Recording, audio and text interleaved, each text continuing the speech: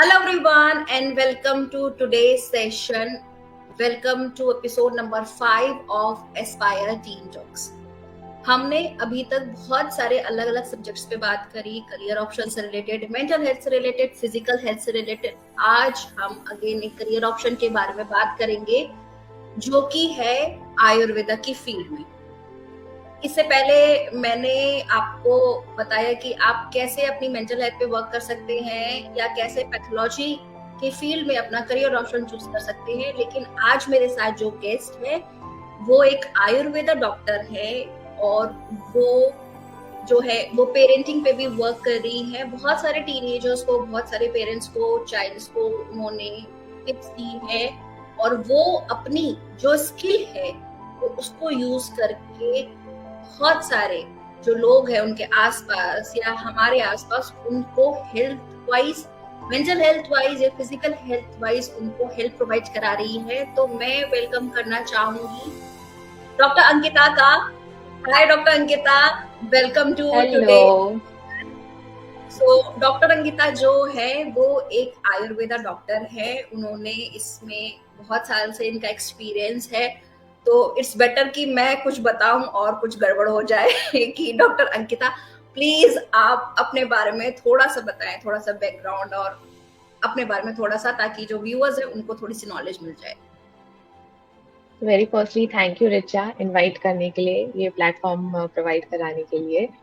And yes, मेरा नाम doctor Ankita Singh रियाज है एंड मैंने BAMS किया है which is bachelor in Ayurvedic medicine and surgery.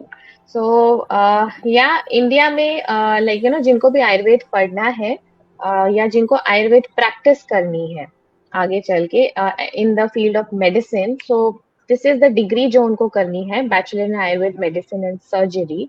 And fortunately अभी जो आयुर्वेद है उसका समझ और पहुंच लोगों तक धीरे धीरे बढ़ रही है. बहुत बहुत सारे फैक्टर्स हैं इसमें. कुछ लोगों ने पर्सनली इसमें इस फील्ड में ज्यादा वर्क किया है जिससे लोगों को बहुत अवेयरनेस आई है. और अभी सबसे अच्छी बात यह है कि हमारी इंडियन गवर्नमेंट इस फील्ड में बहुत कुछ कर रही है, स्पेशली आयुर्वेद को लेकर. तो वो हमारे लिए बहुत अच्छी बात है. तो एज अ करियर ऑप्शन बहुत ब्यूटीफुल ऑप्शन है. एंड रही मेरी बात, सो मैंने अपना आयुर्वेद 2008 में कंप्लीट किया था. एंड जब मैंने आयुर्वेद में एंटर किया था, I completed in 2008, so definitely it is 5.5 years course. 5.5 year पहले मैंने एंटर किया था. सो हम क्या होता है, हम साइंस की फील्ड से आते हैं, राइट? और हम साइंस में क्या क्या पढ़ते हैं, बायोलॉजी पढ़ते हैं. और स्पेशली अगर आपको मेडिकल फील्ड में जाना है, बायोलॉजी, केमिस्ट्री, फिजिक्स, एंड आप सब माइक्रो ऑर्गेनिज्म, बैक्टीरिया, वायरस, यही सब आप पढ़ते हैं. लेकिन जब आप आयुर्वेद में एंटर करते हैं तो ऐसा लगता है कि आप टोटली एक नई दुनिया में एंटर कर गए हैं.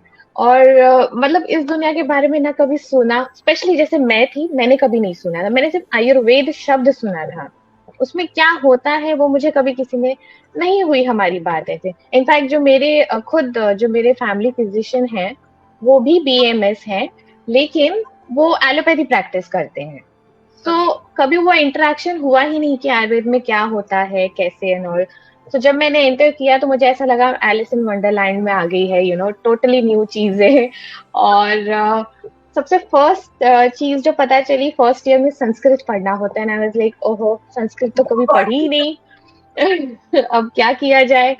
तो शुरू शुरू में फर्स्ट 6 months टाइम लगा समझने में कि मैं एग्जैक्टली कहाँ आ गई हूँ, मैं क्या कर रही हूँ. लेकिन 6 months में जैसे धीरे धीरे चीजें समझ में आने लगी तो फिर आई स्टार्टेड लविंग आयुर्वेद. क्यों? मेजरली 2 reasons की वजह से. एक तो मुझे ये समझ में आने लगा, मेरी एक आदत थी, मैं जो भी हमारे टीचर्स हैं, अब जो भी टीचर्स होते हैं सब डॉक्टर्स होते हैं, राइट?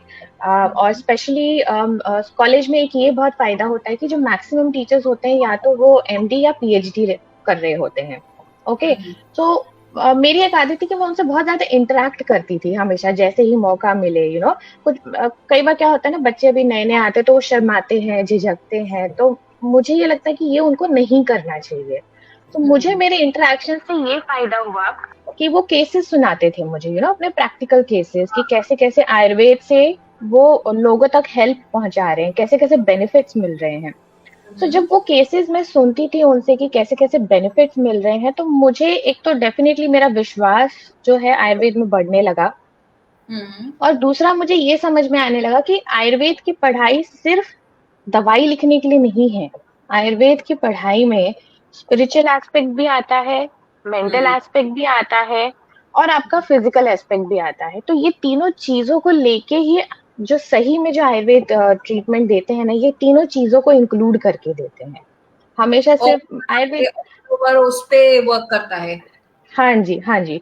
सो आयुर्वेद जब मैंने पढ़ा तो मैंने नोटिस किया कि आयुर्वेद पढ़ने से मैं अपने ट्रेडिशन और कल्चर के भी ज़्यादा क्लोज होने लग गई।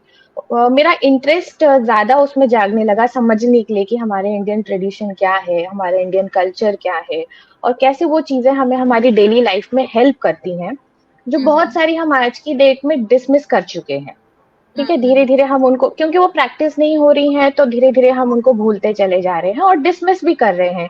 क्योंकि आजकल आयुर्वेद की एक खूबसूरती क्या है ना, देखो 5000 ईयर्स और उससे भी पुराना है। ठीक है। हम्म। सबसे बड़ी बात मुझे ऐसा लगता है कि वी आर ब्लेस्ड कि हमें आयुर्वेद जैसा गिफ्ट मिला है। ये गिफ्ट खुद भगवान ने और मतलब ऋषि मुनियों ने हमें दिया है। इतने सालों से चलता आ रहा है, और इसकी सुंदरता ये है कि पास्ट में भी ये काम कर रहा था, ये प्रेजेंट में भी कर रहा है, और ये फ्यूचर में भी करेगा। ओके। हम्म। और अब ये फ्यूचर में, प्रेजेंट और फ्यूचर में कैसे करेगा, तो आजकल लोग साइंटिफिक एविडेंस को बहुत ज्यादा मान्यता देने लग गए हैं। तो अब हो ये रहा है कि जैसे मैं आपको छोटे कुछ एग्जांपल्स दूंगी। आजकल कहने लगे हैं कि गट और ब्रेन का कनेक्शन है। ओके, मॉडर्न मेडिसिन में सभी डॉक्टर्स इसके ऊपर बहुत चर्चा करें कि गट जो है आपका ब्रेन से कनेक्टेड है, अच्छा खाना खाइए, हेल्दी खाइए, क्योंकि जो भी गट में होगा वही यहाँ पर होगा, और जो यहाँ पे होगा वो गट को भी अफेक्ट करेगा। तो ये कनेक्शन ये अभी समझने लगे हैं, पिछले कुछ सालों से, मे बी पिछले 10 सालों से इसके ऊपर बहुत ज्यादा रिसर्च हो रही है, और अभी बहुत ज्यादा एविडेंसेस आ गए। लेकिन आयुर्वेद ने ये चीज 5000 साल पहले कही है। और ये आयुर्वेद का एक बहुत कैसे कहते हैं, जो आयुर्वेद के की प्रिंसिपल्स होते हैं ना, उसमें की प्रिंसिपल है आयुर्वेद का। आयुर्वेद द गट को अग्नि, डाइजेस्टिव फायर के इससे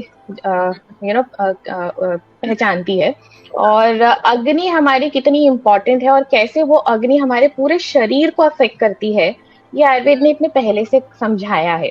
और कैसे आपको अपनी अभी जब हम ट्रीटमेंट देते हैं तो हम इंसान की अग्नि का निरीक्षण करते हैं कि उनकी अग्नि कौन सी कैटेगरी में आती है, और कितनी हेल्दी अग्नि है या कितनी विकृत हो चुकी है उनकी अग्नि, कितनी डिसोरिएंटेड या खराब हो चुकी है, ऐसे सब। तो ये एक एग्जाम्पल दिया मैंने आपको। सो आयुर्वेद फ्यूचर में भी रहने वाला है, एंड फॉर्चुनेटली जैसे मैंने कहा कि हमारी गवर्नमेंट भी इस पे बहुत ज्यादा ध्यान दे रही है, तो स्कोप एज अ करियर बहुत ब्यूटीफुल है फ्यूचर में आयुर्वेद में। इंडिया में WHO ने आज तक कभी मॉडर्न मेडिसिन के अलावा बाकी जो स्ट्रीम्स ऑफ ट्रीटमेंट्स हैं उनको मान्यता नहीं दी। लेकिन अभी 24 चल रहा है ना, 2022 या 23 जैन की बात है, इंडिया में फर्स्ट WHO की तरफ से जो ट्रेडिशनल मेडिसिन का जो एक उन्होंने सेटअप, एक अलग सेक्शन बनाया है ट्रेडिशनल मेडिसिन का WHO ने। तो उसका जो फर्स्ट सेंटर है वो इंडिया में गुजरात में ओपन किया गया है, और वो मेन सेंटर, मेन हब होने वाला है, जहां से अब सारे वर्ल्ड में आयुर्वेद को ले जाया जाएगा। सो इस ओके। पे बहुत ज्यादा रिसर्च वर्क भी हो रहा है, सो दैट जो पब्लिक एविडेंस पे बिलीव करती है उनको वो भी दे दिया जाए कि हाँ भाई, एविडेंस भी है अभी आज की डेट में। सो ये चल रहा है। और रही मेरी बात, तो मैं मैंने आयुर्वेद पढ़ा है, मैं प्रैक्टिस भी करती हूँ, लेकिन मैं स्पेसिफिकली अभी पिछले 3 साल से ज्यादा फोकस कर रही हूँ लोगों को डायबिटीज मैनेज करने में और रिवर्स करने में। ओके। क्योंकि in not only India, even on world level पे ये एक बहुत बड़ा कंसर्न हो गया है कि डायबिटीज आजकल नंबर 1 रीजन है लोग मैक्सिमम डेथ होने की। जो वर्ल्ड वाइड डेथ, अगर आप उसका स्टैटिस्टिक्स निकालने जाएं, तो मैक्सिमम जो हो रही है वो डायबिटीज की वजह से हो रही है। क्योंकि डायबिटीज एक साइलेंट किलर है, और समहाउ लोगों में इसकी अवेयरनेस नहीं है। जैसे अभी भी मैं कुछ ही दिन पहले, मेरी बहन कॉर्पोरेट वर्ल्ड में काम करती है, तो मैंने उसकी एक फ्रेंड से बात की। तो उनका ये कहना था कि हाँ, अगर डायबिटीज हो जाए तो क्या मतलब, फिर तो दवाई आपकी लाइफ लॉन्ग शुरू हो जाती है और बस वही आपकी जिंदगी है, आप दवाई खाते रहते हैं। हाँ, सो मतलब अभी ना ऐसा हो गया है कि लोग इसे मतलब बहुत ही नॉर्मल समझने लगे हैं। और चीजों का। इससे क्या क्या नुकसान हो सकता है, वो क्योंकि एजुकेट नहीं किया जाता है, उसकी अवेयरनेस कम है। कोशिश की जा रही है अवेयर लोगों को अवेयर करने के लिए, लेकिन अभी भी कम लेवल पे हो रहा है, तो लोगों को अंदाजा नहीं है कि ये कितनी डेडली हो सकती है, अगर इस पर टाइम पे इसको नहीं कंट्रोल किया जाए। जैसे लोगों का एटीट्यूड होता है कि हम पार्टी में गए हैं, चलो हम एक रसगुल्ला या एक गुलाब जामुन और खा लेंगे, कोई नहीं, हम दवाई ज्यादा खा लेंगे। लेकिन ये कैसे नुकसान करता है, ये लोगों को समझाना जरूरी है कि इतना कैजुअल नहीं है। एक जोक आया था जिसमें ऐसे कहा गया था कि फ्यूचर में ये होने वाला है कि लोग अपने आप को ऐसे इंट्रोड्यूस करेंगे कि जैसे hi, I am doctor Ankita and I am type 2 diabetic, hi, I am this one and I am type 1 diabetic. तो इस हद तक पहुंच रही है सिचुएशन, और ये ना हो तो इसीलिए WHO भी और बाकी भी जितने भी डॉक्टर्स हैं, सबकी आजकल मैं नोटिस कर रही हूँ, सब अपनी तरफ से कोशिश कर रहे हैं कि जितना भी वो कंट्रीब्यूट कर पाए। सो सेम चीज मैं भी कर रही हूँ। मेरा पूरा फोकस इस वक्त डायबिटीज से लोगों को एजुकेट करने पे है, और उन्हें डायबिटीज मैनेज एंड रिवर्स करने पे है। So okay, this is about me. Very nice. तो आयुर्वेदा आपने पहले से ही आपके माइंड में था कि मुझे इस फील्ड में जाना है? कोई ऐसा इन्फ्लुएंस था कि बहुत आपको अट्रैक्टिंग लगा, या किस वजह से आयुर्वेद आपने चूज किया? ओके, सो नहीं, अगर देखा जाए तो मैं जैसे मैंने कहा कि मुझे सी क्या होता है ना, जब हम अपना 12th देते हैं ना, तो उसके बाद बच्चे बहुत कंफ्यूज होते हैं। और हमारे टाइम पे करियर काउंसलिंग को उतना तवज्जो नहीं दिया जाता था। उस वक्त करियर काउंसलिंग जो है, ये सब्जेक्ट सिर्फ इंट्रोड्यूस हो रहा था। ओके, सो 12th के बाद क्या करना चाहिए, क्या करना चाहिए, तो उस वक्त 4 फील्ड बहुत फेमस थी। एक तो डॉक्टर बनना, लॉयर बनना, इंजीनियर बनना और सीए बनना। ठीक है। Engineer product. ओके। सो ऐसा था कि बस ये 4 ही फील्ड हमारे माता पिता को पता था, और हमारे सराउंडिंग में भी जितने भी हमारे पहचान वाले थे, तो बस इन चारों में से अगर आप किसी फील्ड में चले गए तो आप बहुत अच्छे बच्चे हैं, बहुत इंटेलिजेंट कैटेगरी में आते हैं, और इसके अलावा अगर आपने कुछ किया तो अहमियत नहीं होती थी, जबकि ऐसा नहीं है। ओके, आज की डेट में अब समझ में आ रहा है कि हर चीज की अहमियत है, बस उसको करने का एक तरीका होता है, और वो सही समय पे समझ में आना चाहिए। तो मैं बिल्कुल एक्सीडेंटली पहुंच गई आयुर्वेद में। हुआ ऐसे कि मेरी फैमिली में सभी इंजीनियर्स हैं, तो मुझे भी बचपन से इंजीनियर ही बनने का शौक था। तो जब मैंने अपना 12th दिया, उस वक्त मेडिकल का एंट्रेंस अलग होता था और इंजीनियरिंग का एंट्रेंस अलग होता था। और मैं अपना इंजीनियरिंग एंट्रेंस की तैयारी कर रही थी, और मैंने वहाँ के सारे फॉर्म्स भी भर दिए थे कि मुझे जाके एंट्रेंस टेस्ट देना है। तो मुझे एक बार अपने फैमिली फिजिशियन को विजिट करना पड़ा। थोड़ी बीमार थी मैं, तो उन्होंने मुझे कहा कि अंकिता, ठीक है, तुझे नहीं बनना है डॉक्टर, लेकिन फिर भी तू एंट्रेंस तो दे दे। एंट्रेंस देने में क्या जा रहा है तेरा? नहीं बनना हो तो मत बनना। मैंने कहा अच्छा ठीक है, मैंने कहा बात तो ये सही कह रहे हैं। सो ठीक है, हमने एंट्रेंस टेस्ट दे दिया। और हुआ ऐसे कि एंट्रेंस टेस्ट दे दिया और फिर उसमें बीएमएस में नंबर लग गया और फिर एडमिशन ले ली। वेरी तो नाइस। एक्सीडेंटली एक्सीडेंटली आ गई मैं यहाँ पर। तभी तो बीएमएस का फुल फॉर्म भी पता नहीं था। जब एंट्रेंस देने लगी तब समझ में आया कि बीएमएस होता क्या है और इसका फुल फॉर्म क्या है। और तब समझ में आया कि सिर्फ एक एमबीबीएस डिग्री नहीं होती है, बीएमएस होती है, वैसे ही बीएचएमएस होती है, bachelor in homeopathic medicine surgery. वैसे ही यूनानी होती है, बैचलर इन यूनानी मेडिसिन इन सर्जरी। वैसे ही नेचुरोपैथी होती है। सो फिर इतने सारे मेडिकल स्ट्रीम्स का पता चला। सो इस तरह से मैं एक्सीडेंटली इस फील्ड में आ गई। लेकिन जैसे मैंने कहा कि जैसे जैसे मैं धीरे धीरे पढ़ने लगी और प्रैक्टिस करने लगी, तो मैं धीरे धीरे इस चीज से बहुत ज्यादा क्लोज होने लगी, क्योंकि मुझे एक चीज समझ में आई कि ये ना एक ऐसे है, जैसे कहते हैं ना कि कोई रहस्य है, जिस मतलब ये एक बहुत पावरफुल पावरफुल जेम या समथिंग ऐसा है जिसको एकदम रहस्य बना के रखा गया है। ओके, और ये क्यों हुआ? जैसे मैं क्रॉस आई थी, मेरे एक कॉमन फ्रेंड हैं, उनके फादर, वो जो कॉमन फ्रेंड है वो होम्योपैथी प्रैक्टिस करते हैं। ओके, ना उनके फादर को एक बहुत प्रिसाइज ट्रीटमेंट पता है जिससे कि वो लिवर डिसऑर्डर्स ठीक कर सकते हैं। और ओके। हर्ब्स के थ्रू ठीक करते हैं वो। हाँ हाँ। ऑलराइट। लेकिन उनका ऐसा था कि ये ज्ञान जो है मैं उसी को दूंगा जो इसको विन करेगा। हम्म। इवन तो उनका ऐसा कहना था कि इवन तो मेरा बेटा होम्योपैथी पढ़ रहा है, पर ये मैं उसे फ्री में नहीं दूंगा, उसको ये चीज विन करनी है। वैल्यू क्योंकि वैल्यू। हाँ, क्योंकि क्या होता है ना, अगर आप सिर्फ ऐसा सोचेंगे कि हाँ मुझे कोई ऐसा रहस्य मिल जाए कि जिससे ये वाली बीमारी 110% ठीक हो जाएगी, तो लोग फिर उसको मोनेटाइज ज्यादा करते हैं, और ऐसे में कहीं ना कहीं जो उसका एक्चुअल इम्पोर्टेंस होता है और कहीं ना कहीं जो उसका अफेक्ट होता है ना, वो कम हो जाता है। तो उसकी वैल्यू समझना बहुत जरूरी है, बिकॉज पेशेंट को हील करने के लिए सिर्फ दवाई इनफ नहीं होती है, एम्पैथी चाहिए है। आपको पेशेंट को समझना जरूरी है, आपको पेशेंट को मोटिवेट करना जरूरी है, तो ये सब तभी आएगा अगर आप वैल्यू समझेंगे। तो उन्होंने अपने बेटे को वो चीज नहीं बताई, उन्होंने कहा कि जब आप अर्न करोगे इस चीज को, आपको अर्न करनी है ये चीज, आपको वो वैल्यू समझ में आनी चाहिए, आप जब उस लेवल पे पहुंचेंगे तो ऐसे होगा। तो चलो इवेंचुअली तो बाद में उन्होंने आई थिंक शेयर किया अपने बच्चे के साथ, लेकिन बहुत सारी ऐसी ट्रीटमेंट्स हैं जो मैं बोलूंगी लुप्त हो गई हैं। हाँ, मतलब आगे उन्होंने वो चीज, पास ऑन नहीं हुई।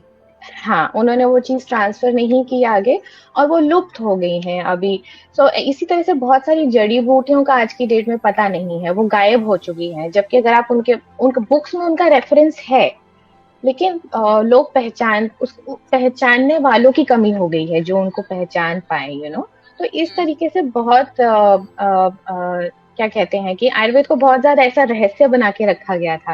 लेकिन अभी धीरे धीरे जैसे इसकी परतें अगेन खुल रही हैं, अगेन लोग इसको ज्यादा ध्यान से पढ़ रहे हैं और ज्यादा शेयर कर रहे हैं, वो सबसे अच्छी बात है। हम्म। तो शेयर ज्यादा कर रहे हैं, लोगों में नॉलेज ज्यादा आ रही है। और जैसे मैंने कहा कि आयुर्वेद का ट्रीटमेंट एक पूरा होलिस्टिक ट्रीटमेंट होता है। सो मतलब yes, that is the reason मैं कहती हूँ कि मतलब मुझे धीरे धीरे आयुर्वेद पे विश्वास ज्यादा होने लगा, कल्चरली भी मैं ज्यादा ट्रेडिशन भी मुझे अपने ज्यादा समझ में आने लगे, और कैसे वो चीजें हमारी लाइफ में अफेक्ट करती हैं वो भी मुझे समझ में आने लगा। तो आज की डेट में मेरी भी ये कोशिश रहती है कि जब मैं किसी से मिलती हूँ तो उनको समझाऊं कि आयुर्वेद क्या है, आयुर्वेद सिर्फ मेडिसिन नहीं है। तो जो भी यंग बच्चे इसको एज अ करियर ऑप्ट करना चाहते हैं, करियर ऑप्शंस बहुत सारे हैं। आई अंडरस्टैंड कि जब हम टीनेज में होते हैं तो हम मनी फोकस ज्यादा होते हैं, लेकिन मैं ये कहूंगी कि लाइफ में अगर मनी भी चाहिए ना, तो सिर्फ मनी फोकस रह के नहीं मिलेगा। बहुत सारे एस्पेक्ट्स हैं, आपको उन पे भी ध्यान देना पड़ेगा, तभी आप अच्छा पैसा भी कमा सकते हैं। एंड उसके लिए वैल्यूज एक बहुत इंपॉर्टेंट चीज है, तो इस पे भी उन्हें साइमल्टेनियसली फोकस करना चाहिए कि कैसे वैल्यू सीखें। और प्लस छोटी छोटी चीजें आती हैं, जैसे स्मार्ट गोल्स, आपको भी पता है इसके बारे में, स्मार्ट गोल्स कैसे बनाए जाए। गोल्स शॉर्ट टर्म नहीं होने चाहिए, लॉन्ग टर्म होने चाहिए, एंड प्लान होना चाहिए आपके पास उनको अचीव करने के लिए। सो ये सब जरूरी है, जब भी आप अपने करियर के बारे में सोचें तो ये चीज होना जरूरी है कि आपका लॉन्ग टर्म गोल क्या है। आपको इमीडिएट सी क्या होता है ना, अक्सर मैंने देखा है टीनेजर्स को, स्पेशली आज के डेट में जब जहाँ यूट्यूब आ गया है, तो कहीं ना कहीं बच्चों का ये भी माइंडसेट हो गया है कि ज्यादा मेहनत नहीं करनी है, आजकल तो यूट्यूब पे लाइफस्टाइल वीडियोस बना के ही हम पैसे कमा सकते हैं, रील्स है ना। बना के यूट्यूबर बन हाँ जाते हैं। पैसा हाँ मिलेगा। हाँ, और करना क्या है, जस्ट अपनी दिन डे टू डे लाइफ जो दिनचर्या है वो दिखानी है, और वो भी सिर्फ जो कहीं ना कहीं अट्रैक्टिव पार्ट है सिर्फ वही दिखाना है, ट्रूथ नहीं दिखाना है। सो मैं ये मैसेज देना चाहूंगी कि ये जो यूट्यूबर बन के लाइफस्टाइल को यूट्यूब पे दिखा के जो पैसे कमाने का तरीका है, वो बहुत शॉर्ट टर्म गोल है, उसमें हर कोई एकदम बहुत ज्यादा फेमस नहीं हो सकता। तो ऐसे शॉर्ट टर्म गोल्स पे ना जाएं, ऐसा करियर ऑप्शन चुनें जिसमें आपको सर्विस देने का भी मौका मिले, और सेकेंडली डेफिनेटली उसमें इनकम भी हो। जहां तक मेरा मानना है, मनी जो है वो कहते हैं ना बाई प्रोडक्ट है। अगर आप सर्विस दे रहे हैं और अच्छे वैल्यूज के साथ दे रहे हैं, अच्छे मन से दे रहे हैं, तो सक्सेस जो है लोग अक्सर पैसों से गिनते हैं, पर मैं कहूंगी सक्सेस सिर्फ पैसों से नहीं होता है, सक्सेस में रिस्पेक्ट भी होना जरूरी है। अगर आप सिर्फ मनी मनी करके ही सक्सेस लेंगे तो उसमें आपको एक स्टेज आएगा कि जब आपने सोचा है कि मुझे इतना पैसा कमाना है, आपने वो पैसा कमा लिया है, पर बाद में आप बहुत निराश होने लग जाएंगे क्योंकि आपके पास वो रिस्पेक्ट नहीं है। एंड कहीं ना कहीं आप कम्युनिटी को दे नहीं पा रहे हैं कुछ। तो सक्सेस इन तीन मुझे ऐसा लगता है इस पे पिलर्स पे होनी चाहिए कि फर्स्ट इज आपके पास स्ट्रांग वैल्यूज होनी चाहिए आपकी अपनी। सेकेंड, एक ऐसा स्ट्रीम चुनिए जहाँ पे आप सर्विस प्रोवाइड कर सकें, कम्युनिटी को कुछ दे सकें, ये होना चाहिए। थर्ड, कुछ ऐसा चुनिए जो आपको ऐसा लगे कि हाँ मुझे ये करके अच्छा फील होगा, तो ये सोल से बहुत जरूरी है। हाँ जी, हाँ जी। मतलब आपको ऐसा होना चाहिए कि हाँ मतलब ये चीज मैं करने का सोच रही हूँ या करना चाहती हूँ, तो मुझे अच्छा लग रहा है इसके बारे में सोच के। नॉट हम्म, जस्ट कि हाँ मेरी फैमिली में सारे लॉयर्स हैं तो मुझे भी लॉयर बनना है, मेरी फैमिली में सारे डॉक्टर्स हैं तो मेरे पेरेंट्स भी मुझे फोर्स कर रहे हैं डॉक्टर बनने के लिए, तो इसलिए मुझे डॉक्टर बनना है। नहीं, उसकी अहमियत समझिए। सो यस, इसके लिए मैं एक चीज और कहूंगी कि करियर काउंसलिंग जो आज की डेट में बहुत इजीली अवेलेबल है, उसके लिए भी जाना चाहिए बच्चों को। जरूर जरूर ऑप्ट करना चाहिए, उससे बहुत ज्यादा क्लैरिटी मिलेगी उन्हें। क्लैरिटी मिलती है, हाँ, बिकॉज हर बार ये होता है कि अच्छा, हम अब आज के बच्चों के पास ऑप्शंस बहुत सारे हैं, बहुत सारे। हमारे पास ऑप्शन नहीं थे तो हमको उस वजह से रहता था कि ओफ इतने में ही चूज करना है। आज के बच्चों के पास इतने सारे ऑप्शन है, अब उनको इसमें कंफ्यूजन है कि हमारे लिए बेस्ट क्या है। Plus again correct. पेरेंट्स, ये है ये है ये है, ये कर लो, ये तुम्हारे लिए अच्छा हाँ है। जी, हाँ बच्चे जी। की उसमें स्किल है नहीं है, बच्चा उसके लिए करना चाह रहा है नहीं चाह रहा है, बिकॉज आजकल तो इतने ऑप्शंस हैं कि अगर आप इवन दो रीडिंग में भी अच्छे हैं, उसके लिए भी आपके पास ऑप्शंस है कि हाँ आप किसी बुक को रीड करके बिल्कुल, उसको समराइज करके रिप्रेजेंट कर सकते हैं इतनी। जैसे मैं बिल्कुल, ऐप है गीगल, उसमें यही है कि आपने ऑडियो बुक है, आपने उसकी समरी कर दी थी, अब लोगों को बुक पढ़ने की जरूरत नहीं, उन्होंने ऑडियो समरी सुन ली, जो नॉलेज गेन करनी थी हम्म, कर ली। तो ऑप्शंस बहुत है। हम्म। तो डॉक्टर अंकिता, कभी आपके साथ ऐसा हुआ है करियर में कि आपने कोई चैलेंज कोई फेस किया कुछ आपकी जर्नी में, और फिर उसको कैसे आपने ओवरकम किया? तो शुरू शुरू में ये चैलेंज था कि जब मैंने बीएमएस कंप्लीट करके प्रैक्टिकल फील्ड में एंटर किया और मैंने समझा कि मॉडर्न मेडिसिन कैसे काम करती है। शुरू के कुछ टाइम पे मैंने टोटली मॉडर्न मेडिसिन पे काम किया, हॉस्पिटल्स में काम किया, मैंने आईसीयूज में काम किया और पूरा मॉडर्न मेडिसिन को मैंने समझा। तो मुझे कहीं ना कहीं सेटिस्फैक्शन नहीं मिली वहां पर। मुझे नहीं मिली, मैं नहीं बोलती कि वहां पे काम अच्छा नहीं हो रहा है, बहुत अच्छे से काम करते हैं हॉस्पिटल्स में, आईसीयूज में बहुत अच्छी केयर दी जाती है पेशेंट को।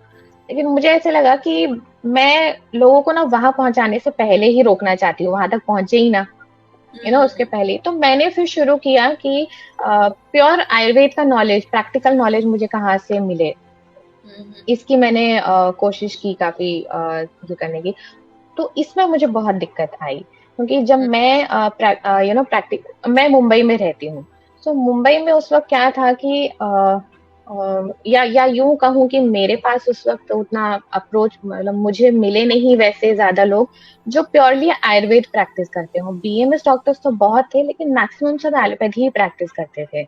प्रॉपर आयुर्वेद प्रैक्टिस करने वाले बहुत कम लोग थे, बहुत ही गिने चुने लोग थे। तो वो ढूंढने में थोड़ा समय लग गया और उससे ये हुआ कि वो आयुर्वेद सीखने में, तो ये सब समझने में और ये सब करते करते मेरे और 3 साल निकल गए इसी में, इस चीज को समझने में ना। तो मैं स्टूडेंट्स को ये कहना चाहूंगी जो बीएमएस में एंट्री ले चुके हैं, जो ऑलरेडी अभी बीएमएस पढ़ रहे हैं, तो मैं उनसे ये रिक्वेस्ट करूंगी कि उनको वेट करने की जरूरत नहीं है कि हम 5.5 years का अपना कोर्स पूरा करके फिर हम बाद में प्रैक्टिकल नॉलेज लेने जाएंगे। नहीं, आप फर्स्ट ईयर से ही स्टार्ट कर दीजिए। ओके। आपके आसपास जो भी आपको आयुर्वेद डॉक्टर मिलते हैं जो प्योर आयुर्वेद प्रैक्टिस करते हैं, चाहे वो क्लिनिकल लेवल पे करते हो या उनका पंचकर्मा सेंटर भी हो साथ में, तो बहुत ही अच्छी बात है। तो आप को जहाँ भी नियर बाय आयुर्वेद डॉक्टर मिलते हैं, आयुर्वेद प्रैक्टिस करते हैं, उनको फर्स्ट ईयर से ही ज्वाइन कर लीजिए आप। और practical experience right from first year से ही लेना शुरू कर दीजिए, ताकि ओके। बाय द टाइम आप अपना बीएमएस कंप्लीट करेंगे तो आपको काफी हद तक क्लैरिटी मिल जाएगी। सी, जो हॉस्पिटल सेटअप पे जो काम करना होता है ना, जो हम 1.5 year का इंटर्नशिप करते हैं, ड्यूरिंग हमारे कोर्स में, तो हमें वहाँ एक्सपीरियंस मिल जाता है कि हॉस्पिटल सेटअप्स में कैसा काम होता है। तो फर्स्ट ईयर से अगर आप प्योर आयुर्वेदिक प्रैक्टिस कर रहे हैं एंड हॉस्पिटल सेटअप को भी समझ रहे हैं, तो काफी अच्छी क्लैरिटी मिल जाती है कि पूरा मेडिकल सिस्टम कैसे चल रहा है। एंड जब आगे चल के आप अपनी आयुर्वेद प्रैक्टिस करेंगे तो आपको और ज्यादा क्लैरिटी मिलेगी कि मुझे कैसे प्रैक्टिस करनी है। मुझे अपना सेटअप खोलना है, या मुझे रिसर्च पार्ट में जाने की इच्छा है, या मुझे हॉस्पिटल एडमिनिस्ट्रेशन पार्ट में जाने की इच्छा है, या मुझे अपना ओन पंचकर्मा सेंटर सीखने ओपन करने की इच्छा है। तो ये सब चीजों की क्लैरिटी आपको ड्यूरिंग दोस 5.5 years ही मिल जाएगी, तो आपको उसके बाद टाइम वेस्ट करने की जरूरत नहीं है। तो मेरे लिए ये चैलेंज था, एंड यही मैं अभी सबको एडवाइस करती हूँ कि उसी स्पैन में शुरू कर दीजिए किसी भी प्रैक्टिशनर के अंडर सीखना। मतलब एट द सेम टाइम फिर उनके लिए वो ब्रांचेस ओपन होनी शुरू हो जाएंगी करियर ऑप्शंस की, कि हाँ फिर जी, आपको क्या करना है, हाँ आपको जी, हाँ जी, फिर आप आगे चूज कर सकते हैं, बिकॉज आप पढ़ भी रहे हैं, साथ में आपको नॉलेज भी मिल रही है, एक्सपीरियंस भी मिल रहा है, प्रैक्टिकल नॉलेज। हाँ प्रैक्टिकल नॉलेज भी मिल रही है, हाँ, प्लस पता चलता जाएगा कि ये मेरे लिए वर्क करेगा, मैं इसमें हाँ कर जी, कर पाऊंगा कि नहीं कर पाऊंगा। मतलब ओके, मेरा इंटरेस्ट है कि नहीं वो समझ में आता है, क्लैरिटी मिलती है उस चीज की। क्लैरिटी मिलती है, बिकॉज हम्म, आपने 5 साल बिताने के बाद जब आप वो अगेन फिर वो आपको तब जीरो से स्टार्ट करना है, हम्म, और उस हम्म, टाइम पे आप शुरू के सारी चीजें थोड़ा सा भूलने लगते हैं, हमको लास्ट की चीजें ज्यादा याद रखती हैं, बट हाँ आप जी, साथ में करते रहेंगे तो हो सकता है कि जिसके साथ आप वर्क कर रहे हैं वही आपको इंक्लूड कर ले अपने बिल्कुल, उसमें, बिल्कुल, उसके बिल्कुल, लिए बिल्कुल, मिल जाएगी आपके लिए, कि हो सकता है कि बिल्कुल, वही इंक्लूड कर ले, वही आपको कहीं हाँ पे जी, रिफर, सो हाँ वो जी, भी हाँ जी, बिल्कुल, पता हो जाएगा कि बिल्कुल, कहाँ जाना। बिल्कुल। ओके, प्लस क्या होता है ना, प्रैक्टिकल डॉक्टर्स के साथ प्रैक्टिकली काम करने से पता भी चलता है कि लेटेस्ट क्या चल रहा है प्रैक्टिकल वर्ल्ड में, हम्म, उसका भी नॉलेज मिलता है। हाँ, बिकॉज अभी तो हम बुक से वो सारी चीजें हाँ पढ़ रहे जी, हैं, आउटर वर्ल्ड में हाँ क्या जी, चल रहा है। हाँ ओके, जी, हाँ जी। सो डॉक्टर अंकिता, कोई ऐसी एडवाइस आपको मिली जो आपको अभी तक याद है, या ऐसी कोई एडवाइस कि अगर ये मुझे पहले, जैसे अब आप कर रही हैं, तो जैसे आपने अभी एडवाइस किया बच्चों को कि नहीं आप फर्स्ट ईयर से स्टार्ट कर सकते हैं, आपको कोई ऐसी एडवाइस मिली जो आप सोचती कि काश मुझे ये पहले मिल जाती? बिल्कुल। मुझे एक एडवाइस मिली थी जहाँ पे मतलब ये खैर मुझे मेरे फैमिली से मिली थी। मेरे नाना जी ने मुझे कहा था, अभी तो वो नहीं है, पर जब वो थे उन्होंने मुझे एक चीज कही थी। उनका थोड़ा टफ फेस चल रहा था जहाँ पे उनको बहुत ज्यादा हॉस्पिटल विजिट्स करने पड़ रहे थे। तो उन्होंने मुझे एक चीज कही थी, जब उन्होंने वो देखा ना पूरा हॉस्पिटल विजिट्स में जैसा भी उनके साथ हो रहा था और उनको जो तकलीफें हो रही थी, उन्होंने मुझे एक चीज कही थी कि अंकिता, लाइफ में एक चीज का हमेशा ध्यान रखना कि जो पेशेंट होते हैं ना, और क्योंकि मैं उस वक्त जस्ट अपना बीएमएस करके ही आई थी बाहर, तो वो जब आप फ्रेश फ्रेश निकले होते तो आप, मैंने कहा ना, जैसे मनी ओरिएंटेड ज्यादा रहते हैं।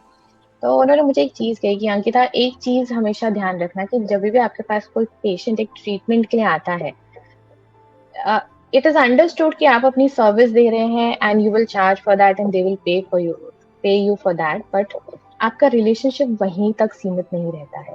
पेशेंट को ठीक करने के लिए पेशेंट को समझना जरूरी है, नॉट जस्ट सिम्टम लेवल्स पे लेकिन इमोशनल लेवल पे। उन्होंने मुझे एक चीज कही थी कि जो डेफिनेटली मैंने जब बाद में उसके ऊपर वर्कआउट किया तो मुझे बहुत ज्यादा समझ में आया कि ये जो हम अपने इमोशनल बैगेजेस जो लेके चलते हैं ना, पिछले 10 साल के 20 साल की पुरानी बातें हमने यहाँ रखी हुई हैं, और कभी भी ट्रिगर होता है तो हम इमिडिएटली उनको याद करते हैं। ये इमोशनल बैगेजेस जो है ना, ये आगे चल के फिजिकल बीमारियों में मैनिफेस्ट होते हैं। ये कहीं ना कहीं उनको उनको ये चीज समझ में आ गई थी, तो उन्होंने मुझे एक एडवाइस दी थी कि कभी भी पेशेंट को सिर्फ मनी, फीस एंड सिम्टम्स तक रिलेटेड मत रखना। आप समझिए कि वो उनकी लाइफ में क्या प्रॉब्लम चल रही है। समटाइम्स जो सिम्टम्स आपको दिख रहे हैं वो सिर्फ फिजिकल बीमारियों के नहीं होते हैं। इवन इमोशनल बैगेजेस जो हैं, अगर उसको भी वो रिलीज कर देंगे, उसके टेक्निक्स होते हैं, डेफिनेटली उनको सिखाया जाता है वो सब। तो अगर वो इमोशनल बैगेज अपना रिलीज कर देंगे तो मैनी टाइम्स तो सिर्फ उसी से ठीक हो जाते हैं और सारे सिम्टम्स गायब हो जाते हैं। तो ये चीज मुझे उनकी बहुत ज्यादा, मतलब तभी तो तुरंत नहीं समझ आई, सच कहूं अगर टाइम लगा समझने में। लेकिन ये चीज कहीं ना कहीं रह गई थी ऐसे दिमाग में। फिर मैंने इसके ऊपर रिसर्च करना शुरू किया, और मैंने धीरे धीरे फाइंड आउट किया कि हाँ मतलब ये चीज कैसे इम्पैक्ट करती है लोगों को, और क्या क्या तरीके हो सकते हैं इससे लोगों को हेल्प करने की। एंड देन फिर वो चीजें मैंने अपनी प्रैक्टिस में इंक्लूड की। तो आज की डेट में मैं लोगों को सिर्फ यही नहीं कहती हूँ कि आपको क्या खाना है, कितना एक्सरसाइज करना है, या क्या दवाई लेनी है। मैं इनको मेंटल एक्टिविटीज भी देती हूँ कि उनको क्या क्या करना चाहिए जिससे कि उनके इमोशनल बैगेजेस रिलीज हों। सो ये एक बहुत जरूरी है, मतलब समझने के लिए कि ट्रीटमेंट जो है वो पूरा, कहते हैं ना, सर्वपूर्ण होना चाहिए। ट्रीटमेंट, होलिस्टिक जो शब्द आजकल यूज करते हैं, उसका मतलब ही ये है कि वो स्पिरिचुअल लेवल पे, मेंटल एंड फिजिकल तीनों इस पे होना चाहिए। हाँ, बिकॉज अगर आप मेंटली आप स्ट्रांग नहीं है, या आप डिनाई कर रहे हैं, आपका बिलीव नहीं है, जो जो मेडिसिन आप ले रहे हैं, जो ट्रीटमेंट ले रहे हैं, तो आप कितना ही बेहतरीन ट्रीटमेंट ले लीजिए, वो आपके वर्क नहीं करना है अगर आपने बिल्कुल अपने लिए उसके लिए आपने आपको सरेंडर नहीं किया है। बिल्कुल बिल्कुल। कोई ऐसा मिसकंसेप्शन जैसे आयुर्वेदिक के मामले में, हालांकि अभी भी बहुत सारे लोगों को नहीं पता है, इवन तो मुझे भी बहुत सारी चीजें नहीं पता है, तो कोई ऐसा मिसकंसेप्शन जो आपको लगता है कि हाँ लोगों को आजकल आयुर्वेदिक के बारे में है? ओके, सो वेरी फर्स्टली, लोगों को ऐसा लगता है कि आयुर्वेद हम पढ़ रहे हैं तो मतलब हम सिर्फ हिंदी भाषा में ही पढ़ते हैं, तो ऐसा नहीं है। आयुर्वेद जब हम पढ़ते हैं तो हमारे पास ऑप्शन होता है। जो बुक्स हैं आयुर्वेद की, वो इंग्लिश में भी अवेलेबल हैं, हिंदी में भी अवेलेबल हैं, मराठी में भी अवेलेबल हैं, and state wise regional languages में भी अवेलेबल हैं। ओके, सो आपको पढ़ने में कोई दिक्कत नहीं होगी। सेम थिंग गोज कि जब आप उसके पेपर्स, एग्जाम में जब आप पेपर्स लिखते हैं, तो वो भी आप अपनी चॉइस ऑफ लैंग्वेज में लिख सकते हैं। This is the beauty when you study Ayurveda. Okay, so you are not restricted with the language. हाँ, डेफिनेटली संस्कृत के पेपर में संस्कृत ही लिखना होगा वो एक जरूरी है। लेकिन अब मैंने बहुत सारे लोगों का ये मिसकंसेप्शन देखा है कि अरे आयुर्वेद है तो हमें लैंग्वेज का, हम इंग्लिश मीडियम के पढ़े हुए हैं, हम हिंदी कैसे करेंगे, या हम हिंदी मीडियम के पढ़े हुए इंग्लिश कैसे करेंगे। एंड वैसे ही सारे मीडियम्स के ऊपर ये चीज एप्लीकेबल होती है। सो उसका कोई टेंशन नहीं है। आपको जो लैंग्वेज इजी लगती है आप उसमें आयुर्वेद पढ़ सकते हैं, और उसी में एग्जाम भी दे सकते हैं, आपको कोई प्रॉब्लम नहीं आएगी। दूसरा एक ये है कि हमेशा कंपैरिजन किया जाता है Ayurveda and MBBS, B H. Somehow पता नहीं क्यों लोगों में कि ये एक ऐसी मानसिकता है कि एमबीबीएस क्या मतलब बस यही डॉक्टर है, बाकी है ही नहीं डॉक्टर। इस पे एक छोटी सी इंसिडेंट मैं शेयर करना चाहूंगी। मेरे साथ हुआ एक बार। जब मैं जस्ट अपना करके एजुकेशन कंप्लीट करके निकली थी, तो मैं एक दूसरे डॉक्टर हैं उनकी क्लिनिक में प्रैक्टिस करती थी। तो जैसे मानिए वो डॉक्टर आज छुट्टी पे गए हैं या वो शाम को नहीं आ सकते अपने क्लिनिक पे, तो मैं उनकी जगह बैठती थी और ट्रीटमेंट देती थी। तो पेशेंट आए, अब उन्होंने नया डॉक्टर देखा, और यंग डॉक्टर देखते हैं ना तो यकीन नहीं होता है कि ये डॉक्टर है तो उन्होंने मुझे पूछा, मैडम आपकी डिग्री क्या है? तो मैंने उनको अपनी डिग्री बताई। तो वो मुझे कहते हैं कि अच्छा सॉरी मैडम, हम तो आपसे ट्रीटमेंट नहीं लेंगे क्योंकि हम तो सिर्फ एमबीबीएस डॉक्टर से ट्रीटमेंट लेते हैं। मैंने कहा ठीक है, आपकी इच्छा, जैसा आपको ठीक लगे। बिकॉज जब तक पेशेंट को वो विश्वास नहीं होगा तो फिर मैं ट्रीटमेंट दूंगी भी तो उन्हें वो ट्रीटमेंट नहीं फील होगी। ऐसे रिजल्ट आने के बावजूद भी उनको 100% रिजल्ट नहीं मिलेगा, जस्ट बिकॉज बिलीफ नहीं है। तो मैंने कहा ठीक है, कोई बात नहीं, आप एमबीबीएस के पास जाना चाहते तो चले जाइए, मतलब वेल एंड गुड, आसपास ही है एमबीबीएस डॉक्टर। पर मैंने कहा एक काम कीजिए, बाहर जाने से पहले ना ये जो आपके फैमिली डॉक्टर हैं जिनके पास आप एक्चुअली आए हैं ट्रीटमेंट लेने, उनकी जगह मैं आपको मिल गई आज, जाके इनकी डिग्री पढ़िए बाहर क्या है। क्योंकि उन्होंने कहा कि मैं सिर्फ और सिर्फ एमबीबीएस डॉक्टर से ट्रीटमेंट लेता हूँ, मैं और किसी डॉक्टर से नहीं लेता। गए, वो बाहर डिग्री पढ़ के आए। तो वो जो डॉक्टर थे जिनके यहाँ मैं बैठी थी, वो खुद भी बीएमएस डॉक्टर ही थे। ओके, तो मैंने उनको समझाया इस चीज के ऊपर कि कितनी फील्ड्स होती हैं क्या है ऐसे। और मैंने उनको पूछा आप इन डॉक्टर के पास कितने सालों से आ रहे हैं? तो वो बोल रहे हैं हम पिछले 18 ईयर्स से इनके पास आ रहे हैं और 18 ईयर्स से उनको ये नहीं पता कि उनके डॉक्टर की डिग्री क्या है। आप समझिए। तो मैं ये कहना चाहती हूँ कि इस कंपैरिजन में ना पड़िए कि एमबीबीएस ही सबसे अच्छा होता है। ऐसा नहीं है। हर फील्ड ऑफ मेडिसिन अच्छी है अगर आप उसको, कहते हैं ना, शिद्दत से प्रैक्टिस करें और एक ट्रूथफुलनेस से प्रैक्टिस करें। उसमें ट्रूथफुलनेस इन द सेंस कि आपका जो ऑब्जेक्टिव है सर्विस देने का वो प्योर होना चाहिए, ठीक है ना। उसमें मैनिपुलेशन एंड ग्रीड, लालच ये नहीं होना चाहिए, सिर्फ मनी मनी मनी मनी कमाना है ऐसा नहीं होना चाहिए। क्योंकि कहीं ना कहीं मेडिकल फील्ड एक टाइम था जब मनी मनी कमाने के इसमें बहुत सारे रॉन्ग प्रैक्टिसेस किए गए हैं और लोगों का उसकी वजह से ट्रस्ट भी बहुत कम हो गया है। सो मैं नहीं चाहती कि कोई भी वो ग्रीड वाला इंटेंशन रखे, अपना इंटेंशन प्योर रखिए और डेफिनेटली फिर आपको सक्सेस मिलेगी आपकी फील्ड में। एंड एमबीबीएस बड़ा होता है या बीएमएस छोटा होता है या बीएचएमएस, ऐसा नहीं है, सारे मेडिकल सिस्टम अच्छे हैं। द गुड पार्ट इज आज की डेट में इंटीग्रेटिव मेडिसिन को इंट्रोड्यूस किया जा रहा है ऑन इंटरनेशनल लेवल, और इंटीग्रेटिव मेडिसिन का उद्देश्य उपलक्ष्य ये है कि हमें जो भी नेचुरल सिस्टम्स हैं मेडिसिन प्रैक्टिस के, आयुर्वेद, होम्योपैथी, यूनानी, नेचुरोपैथी, इन सब के थ्रू लोगों को एजुकेट करना है कि आप कैसे अपने स्वास्थ्य को स्वस्थ रख सकते हैं, हेल्दी बॉडी को आप हेल्दी कैसे रख सकते हैं, एंड कैसे आप अवॉइड कर सकते हैं वो डिजीज उस जोन में पहुंचने से। तो इसलिए इंटीग्रेटिव मेडिसिन का ये यूज, मतलब उसको कंबाइन किया जा रहा है। एंड एलोपैथी, जैसे कहा गया है, allopathy is beautiful in emergencies. It's the best medicine system in emergencies. तो अगर आप ये इस तरीके के फॉलो करें सिस्टम, जहाँ पे आपको लाइफस्टाइल रिलेटेड जो भी प्रॉब्लम है, एंड अगर आपकी लाइफस्टाइल अच्छी नहीं है और आप उनको इम्प्रूव करना चाहते हैं, तो जो भी नेचुरल या ट्रेडिशनल मेडिसिन सिस्टम है उनको फॉलो कीजिए।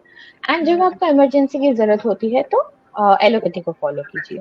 इंस्टेंट तो ये अगर आपको चाहिए, कोई भी, आप गिर गए, फ्रैक्चर हो गया, आपको चोट लग गई और एनीथिंग, तो वैसा। सो ये दो मिसकंसेप्शंस हैं जो, मतलब मैं शेयर करना चाहूंगी कि लैंग्वेज आपके लिए कोई हर्डल नहीं होगी, एंड कंपैरिजन मत कीजिए अपने आप का, बिकॉज वो कंपैरिजन सोच सोच के हम पहले से ही अपने आप को अंडर कॉन्फिडेंट बना देते हैं, तो वो बिल्कुल मत कीजिए। ये मैं अच्छा, एक चीज और मैं कहना चाहूंगी। जैसे हमने करियर काउंसलिंग की बात की थी ना, आज की डेट में करियर काउंसलिंग सिर्फ बच्चों के लिए ही इम्पोर्टेंट नहीं है, इक्विवेलेंटली पेरेंट्स के लिए इम्पोर्टेंट है। क्या होता है ना, जरूरी है। हाँ, क्योंकि ना एज ए पेरेंट, अगर मैं एजुकेटेड नहीं रहूंगी ना, मुझे नहीं पता होगा ना, तो क्या होता है, फाइनली बच्चा ना फाइनल वर्ड्स के लिए अपने पेरेंट को ही, he looks up to their parents. अगर पेरेंट्स को ही नहीं पता होगा तो हम क्या गाइड करेंगे। तो करियर काउंसलिंग मुझे पेरेंट्स के लिए ज्यादा इंपॉर्टेंट लगती है, कि उनको पता चलेगा कि आज की डेट में कितनी फील्ड्स हैं, उनका इम्पोर्टेंस क्या है, और फिर कैसे, जैसे आपने कहा कि बच्चों की क्या लाइकिंग है वो सब भी समझ में आएगी। तो पेरेंट्स के लिए ये ज्यादा जरूरी है, मैं ये मेंशन करना चाहती हूँ। हाँ, नहीं, ये सही चीज है डॉक्टर अंकिता, कि आप बच्चों से तो पूछ रहे हैं, पेरेंट्स से भी पूछिए, और पेरेंट्स और बच्चे से म्यूचुअली एक गोल डिसाइड करिए कि जिसमें पेरेंट का भी थोड़ा सा इन्वॉल्वमेंट हो और बच्चे का भी हो। बिल्कुल, ना सिर्फ बिल्कुल। बच्चे का, मैं ये भी नहीं कहूंगी कि सिर्फ बच्चे पे फोकस करिए कि नहीं बच्चा क्या चाहता है, हो सकता है बच्चा चाह रहा हो लेकिन उसको अपनी कैपेबिलिटी नहीं पता, अब पेरेंट्स क्योंकि हाँ इन्वॉल्व जी। नहीं हो, प्लस या फिर पेरेंट्स नहीं तुम यही करो यही करो, बच्चा कर रहा है, क्योंकि ये चीज मैं मेरे साथ हो चुकी है। तो उस टाइम पे ना आप कर तो रहे हैं, बट आप क्या कर रहे हैं, आप खुश नहीं है, आप फोर्सफुली कर रहे हैं, और वो चीज कहीं ना कहीं फिर वो फ्रस्ट्रेशन, एंगर, स्ट्रेस इन सब में कन्वर्ट हो जाती है, और फिर आपको लगता है कि ठीक है अब कह दिया ना, मैं कर ले रहा हूँ। तो वो फिर ना आपके लिए फ्रूटफुल है, क्योंकि आपने टाइम वेस्ट किया अपना, आपने अपनी हाँ एनर्जी जी। वेस्ट की, हाँ आपकी जी। मेंटल हेल्थ, फिजिकल हेल्थ, सब पे उसका इफेक्ट पड़ा, और जो बॉन्ड बिल्कुल। था उस पर तो हम्म। सबसे ज्यादा इफेक्ट पड़ेगा कि आपकी हम्म। वजह से मैंने ये किया और मेरा बिल्कुल। कोई इंटरेस्ट नहीं था, बाद में आपको रिग्रेट होगा, पेरेंट्स को रिग्रेट होगा। यस, अगर किसी बच्चे को आयुर्वेदा में जाना है तो उसको इस इंडस्ट्री के बारे में क्या प्लस पॉइंट और क्या नेगेटिव पॉइंट्स पता होनी चाहिए, प्लस कौन सी स्किल्स, अगर उसको, अगर मान लीजिए ये बच्चा 10th 11th में है या 9 10th में और हम्म। वो सोच रहा है, तो अभी उसके पास हम्म। 4 साल है हम्म। वहां किसी कॉलेज में एडमिशन लेने के लिए, तो वो क्या चीज और डेवलप कर सकता है अपने अंदर। ओके। सो अगर आप मुझे प्रोज एंड कॉन्स पूछेंगे तो प्रोज बीएमएस को लेके जैसे स्पेशली मैं कहूंगी, तो बीएमएस को लेके प्रोज तो स्पेशली अभी यही है कि एक तो आयुर्वेद एक ब्यूटीफुल सिस्टम है, जैसे मैंने कहा कि वो आयुर्वेद का उद्देश्य मैं आपको बताती हूँ, इसमें मुझे वो थोड़ा एक्सप्लेन करना पड़ेगा। आयुर्वेद का उद्देश्य ये है, एक श्लोक है ओके, जिसकी फर्स्ट लाइन का मतलब ये है कि स्वस्थ इंसान के स्वास्थ्य की रक्षा करना, ओके। और दूसरा लाइन ये कहता है कि जो रोगी है उसको अपने रोग से मुक्त करना। तो आयुर्वेद का फर्स्ट इंटेंशन है कि जो स्वस्थ इंसान है उसके स्वास्थ्य की रक्षा करना, ताकि वो रोगी की अवस्था तक पहुंचे ही नहीं, और अगर वो बाई चांस रोगी की अवस्था तक पहुंच गया है तो उसको रोग को दूर किया जाए। अब ये कैसे किया जा सकता है, आप रोगी अवस्था तक ना पहुंचे उसके लिए क्या, ये कैसे किया जा सकता है, तो ये किया जा सकता है आपकी पूरी दिनचर्या से, आपका लाइफस्टाइल जो कहते हैं। अभी आजकल ये भी एक समस्या हो गई कि जब लाइफस्टाइल की बात कहते हैं तो लोग समझते हैं लाइफस्टाइल मतलब डाइट और एक्सरसाइज। ऐसा नहीं है। लाइफस्टाइल सिर्फ डाइट और एक्सरसाइज नहीं आता है। लाइफस्टाइल में डाइट एक्सरसाइज के अलावा आप कब सोते हैं, कितना सोते हैं, सही समय पे सोते हैं, खाना आप कब खाते हैं, सही समय पे खाते हैं कि नहीं, कितना खाते हैं, आप सीजनल चीजों को कितना इंक्लूड करते हैं अपनी लाइफस्टाइल में, चाहे वो कपड़ों में हो, चाहे वो आपके खाने में हो, आप उसको कैसे इंक्लूड करते हैं वो भी इम्पोर्टेंट रखता है। कुछ सीजनल प्रैक्टिसेस हैं जो करनी चाहिए, जो हमारे ट्रेडिशन में फॉलो, कल्चर में फॉलो होती आ रही हैं पर हमने आजकल छोड़ दिया है। जैसे किसी पर्टिकुलर सीजन में कहते हैं कि तिल का तेल यूज करना जरूरी है, किसी पर्टिकुलर सीजन में कहते हैं सरसों का तेल यूज करना जरूरी है, तो ये सब समझना जरूरी है ओके। ये इसके हाँ, अभी आप मतलब अभी आपने सुना ही होगा कि तिल का तेल अच्छा है, अच्छा अच्छा है, लेकिन किसके लिए अच्छा है, कब अच्छा है और कब नहीं अच्छा है, ये भी जानना जरूरी है। तो उसके एक अलावा बात इसके बारे में बता दीजिए, नहीं तो फिर वो, क्योंकि अभी जो सुन रहे हैं ये कि अच्छा ये भी होता है पर ये कब के लिए है। ओके, तो आमतौर पे जो तिल का तेल है जनरली ये जिनको भी, जिनके शरीर में बात ज्यादा बढ़ गया हो ओके, जिनको जॉइंट्स की तकलीफ ज्यादा है उनके लिए सबसे अच्छा है ओके। ओके। और जिनको थोड़ा ऐसा, जो जैसे गर्म देश, जैसे हम मुंबई में रहते हैं, यहाँ पे गर्मी बहुत ज्यादा होती है ना, तो यहाँ पे जो लोग हैं उनको तिल का तेल वो यूज कर सकते हैं, लेकिन क्वांटिटी उनको लिमिटेड रखनी होगी। रोज नहीं यूज कर सकते। अगर उनको, जैसे मैंने कहा कि साथ में जॉइंट्स की तकलीफ है एंड ऑल, तो वो यूज कर सकते हैं, अदरवाइज नहीं। अ, जैसे एक प्रैक्टिस है जिसको कहते हैं, जो ओरल कैविटी के लिए बहुत अच्छी है, उसको गंडूश कहा जाता है, बेसिक कवल या गंडूश। उसमें क्या किया जाता है, आप मुंह में ऑयल लेते हैं, ऑयल पुलिंग ओके, आजकल ऑयल पुलिंग के नाम से कहा उसको ज्यादा फेमस किया गया है। तो आप मुंह में ऑयल भरते हैं और उसको आप कोशिश करते हैं कि एनीवेयर बिटवीन 5 to 10 मिनट्स उसको मुंह में ही रखिए और उसको रोटेट करते जाइए, कुल्ला जैसे कहते हैं ना हम, पानी का हम करते हैं, तो वो ऑयल का करना, उसको पीना नहीं है, उसको सिर्फ ये कुल्ला करना है और फिर उसको उसके बाद पूरा निकाल देना है और फिर अच्छे से अपना माउथ वॉश कीजिए पानी से और वो पूरा ऑयल निकाल दीजिए। तो ये आप प्रैक्टिस तिल के तेल से कर सकते हैं। This is one of the safest practice, क्योंकि आप इसमें उसको पी नहीं रहे हैं। तो ये आप चाहे गर्म क्लाइमेट में रह रहे हैं, चाहे कोल्ड क्लाइमेट में रह रहे हैं, ये कोई भी कर सकता है, इससे आपकी ओरल कैविटी स्ट्रांग होगी। लेकिन अगर आप तिल का तेल अपने कुकिंग में यूज कर रहे हैं तो मैं ये रिक्वेस्ट करूंगी कि अगर आप किसी हॉट क्लाइमेट में रहते हैं तो उसको डेली यूज ना करें, और अच्छा। अगर आप कोल्ड कोल्ड क्लाइमेट में रहते हैं तो फिर आप यूज कर सकते हैं। एंड दूसरा एक सेफ प्रैक्टिस मैं बताऊंगी तिल का तेल यूज करने का, वो है बॉडी मसाज करना। तो चाहे आप हॉट वेदर में हैं या आप कोल्ड वेदर में हैं, आप उससे अपनी बॉडी को मसाज दे सकते हैं, स्पेशली अगर आपको जॉइंट्स का इशू है। ये दो प्रैक्टिसेस सेफ हैं। बाकी जहाँ इंटरनल कंजम्पशन की बात आती है वहां पे आपको थोड़ा हॉट एंड कोल्ड वेदर का थोड़ा ध्यान रखना होगा तिल के तेल के मामले में। तो हाँ, तो मैं आ रही थी लाइफस्टाइल, जो ऐसा लोग समझते हैं, तो उसमें और भी वेरियस फैक्टर्स होते हैं लाइफस्टाइल में। इवन मेंटल हेल्थ भी इक्वली इम्पोर्टेंट है कि आप अपने ब्रेन के लिए क्या क्या करते हैं। अभी लोग सोचेंगे कि इतना बोल रहे हैं पर करना क्या चाहिए ब्रेन के लिए। तो कुछ छोटी छोटी चीजें मैं शेयर करना चाहूंगी। एक तो सिंपल है, मेडिटेशन प्रैक्टिस कीजिए। अभी मेडिटेशन प्रैक्टिस अलग अलग तरह की होती है। अभी जैसे मानिए जो कफ प्रवृत्ति का इंसान, अगर आप उसको बोलेंगे ना कि ऐसे बैठ के मेडिटेशन कर, वो सो जाएगा। ओके, तो उसको उसके लिए ये भी पीसफुल रहेगा कि अगर मानिए वो जैसे वॉक कर रहा है या फिर अगर उसको बैठ के मेडिटेशन प्रैक्टिस करनी है तो वो कोई सूदिंग म्यूजिक सुन ले या फिर कोई मंत्र सुन ले, कुछ ऐसा वो सुन ले ताकि वो सोए नहीं। ये मैं कफ कफ प्रवृत्ति वालों के लिए कह रही हूँ। वैसा वात प्रवृत्ति कफ प्रवृत्ति वाले तो उनको तो कहते हैं कि अगर आप वॉकिंग करते करते भी कोई सूदिंग म्यूजिक सुनेंगे ना, वो काइंड ऑफ उनके लिए मेडिटेशन हो जाती है। तो कब उनको प्रवृत्ति बैठना नहीं है। मतलब किस किस कैसे लोग होते हैं? कफ प्रवृत्ति वाले लोग वो होते हैं जो अक्सर बहुत लेजी लोग होते हैं। अच्छा ओके, अच्छा। जनरली ओवरवेट होते हैं, बहुत लेजी होते हैं, ओके। या मानिए अगर ओवरवेट और लेजी नहीं भी है, मानो कोई ऐसा है जो अपना बहुत ध्यान रखता है और वो ओवरवेट और लेजी नहीं है, वो अपने आप को पुश करते हैं, तो उनका ऐसा है कि वो उनको जब मौका मिल जाए वो सो जाते हैं, बहुत हाँ जल्दी आसानी से सो सकते हैं। हाँ हाँ। ओके, शरीर में उनके बहुत ज्यादा कंजेशन है, तो जनरली ये मतलब मैं आपको बहुत ऐसे मतलब एग्जांपल्स दे रही हूँ जो बहुत इजीली आप ऊपर ऊपर से देख के समझ सकते हैं। तो ऐसे जो है उनको मतलब मेडिटेशन, उनको अगर वो वॉक करते करते भी कोई पीसफुल म्यूजिक सुन रहे हैं, मंत्र सुन रहे हैं, that is good for them. बात प्रवृत्ति वाले आ जाते हैं, उनके लिए बैठना जरूरी है क्योंकि उनसे बैठा नहीं जाता है।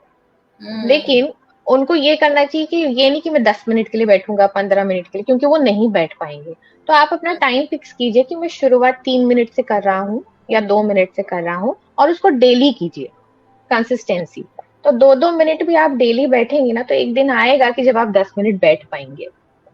और मेडिटेशन में आप या तो अगेन कोई सूदिंग म्यूजिक लगाइए या कोई मंत्र खुद ही पढ़िए, ओके, या फिर सुनिए।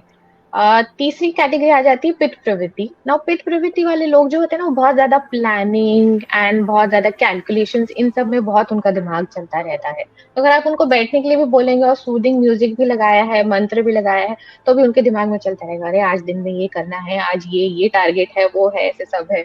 तो उनको ये करना चाहिए कि उनको जब भी मेडिटेशन के लिए बैठ रहे हैं तो उनको अपने मुंह से जाप, दे शुड स्पीक, जाप करना चाहिए ताकि वो ही चीज वो सुने।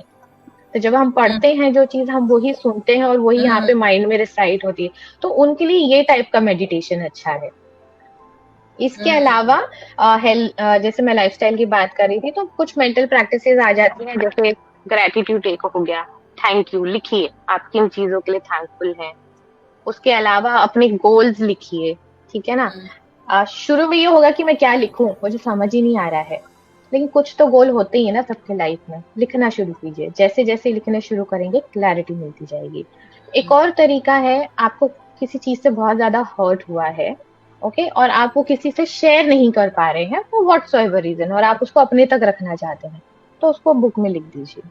लिखने से एक तरीके का आप वो शेयर कर रहे हैं किसी से, और जब आप शेयर करते हैं तो आपके मन से वो बात बाहर निकल रही है और आपको अच्छा फील होता है। तो ये ऐसी कुछ छोटी छोटी प्रैक्टिसेस मैंने शेयर की हैं जो डेली लाइफ में कर सकते हैं। तो ये भी लाइफस्टाइल का ही पार्ट आता है। तो ये सब चीजें जो है ना, जैसे मैंने कहा, ये आयुर्वेद में ये सब सिखाती हैं हमें कि हमें कैसे हेल्दी रहना है। और दूसरा पार्ट आ जाता है फिर मेडिसिन का, तो वो तो चलो ठीक है, फिर आप पढ़ेंगे during that course of time and आपको एक्सपीरियंस हो जाएगा कि मेडिसिन कैसे यूज करनी चाहिए and all. So this is how it sums up. If you don't mind, can I share, like, मैंने just note down किया था कि what all career options kids have exactly, so that उनको और ज्यादा clarity मिले। तो मैंने एक लिस्ट बनाई थी, so I'll just share that list, so exactly precisely उन्हें पता चल जाएगा कि क्या क्या वो कर सकते हैं। सो या वेरी फर्स्टली, इट्स लाइक आपने बीएमएस कंप्लीट किया तो आप हॉस्पिटल में डेफिनेटली काम कर सकते हैं। हॉस्पिटल में आप एज एन आरएमओ काम कर सकते हैं, that is resident medical officer. So you can work in ICU also and in normal hospital setup also. उसके अलावा हॉस्पिटल्स में स्पेशली आजकल आयुर्वेद सेक्शंस रखे गए हैं जहाँ पे आपको प्योर आयुर्वेद प्रैक्टिस करनी हो। ये मैंडेटरी हो गया है अभी गवर्नमेंट की तरफ से कि हर हॉस्पिटल में एक आयुर्वेद सेक्शन होना चाहिए। तो आजकल हॉस्पिटल्स में अगर आपको प्योर आयुर्वेद प्रैक्टिस करना है तो वो भी एक ऑप्शन है हॉस्पिटल्स में। सो दो ऑप्शंस हो गए with regards to practice, okay, clinical practice. उसके अलावा हॉस्पिटल्स में एक और ऑप्शन आता है, that is the administration part.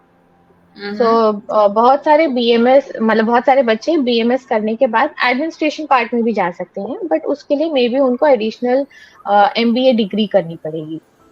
या फिर हेल्थ केयर मैनेजमेंट एक और डिग्री आती है which is with regards to health care management, तो ये भी ऑप्शन उनके लिए है। All right. उसके अलावा एज एन आयुर्वेदा कंसल्टेंट वो लोग वेलनेस सेंटर्स में काम कर सकते हैं। यू सी आजकल इतने सारे वेलनेस सेंटर्स हैं, यू नो लाइक जहाँ कहीं पे वेट लॉस प्रोवाइड किया करवाया जा रहा है, या फिर जहाँ पे कहीं पे हेयर ट्रीटमेंट हो रही है, तो वहाँ पे भी they keep doctors for consultation, so you can work there. You can work as a professor, academics में काम कर सकते हैं आप। ओके, रिसर्च में आप जा सकते हैं। रिसर्च आजकल जैसे मैंने कहा कि पहले से भी था, लेकिन अभी और ज्यादा पॉपुलैरिटी मिल रही है even in research field, because kind of जो भी है आयुर्वेद की बुक्स में लिखा गया उसको एविडेंस बेस से भी प्रूव किया जा रहा है। AYUSH which is a body, government body in India.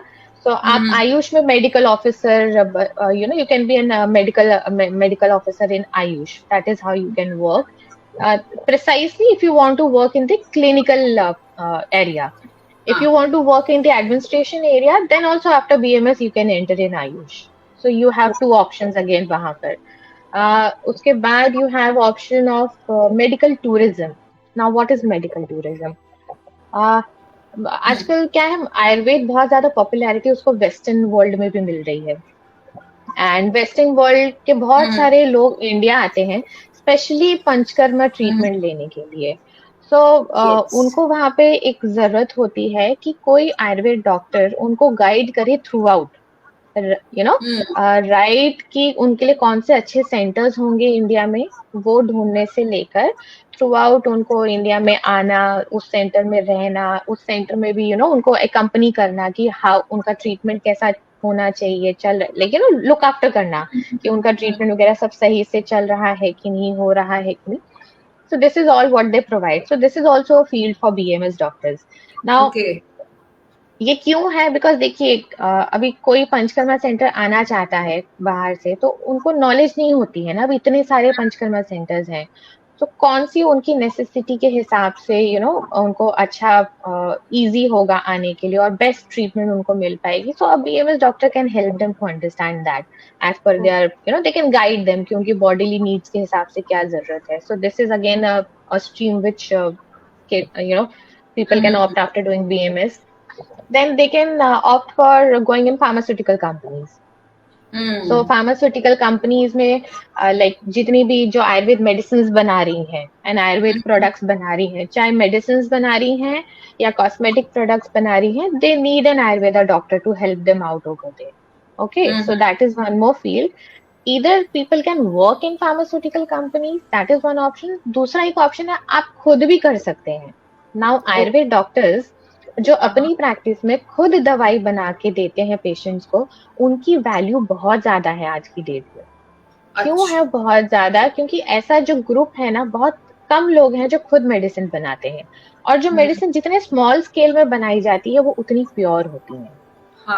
Large scale में भी बन रही है मेडिसिन, बड़ी बड़ी कंपनीज हैं, they are doing good job, लेकिन लार्ज स्केल में कहीं ना कहीं थोड़ा प्योरिटी कॉम्प्रोमाइज हो जाता है।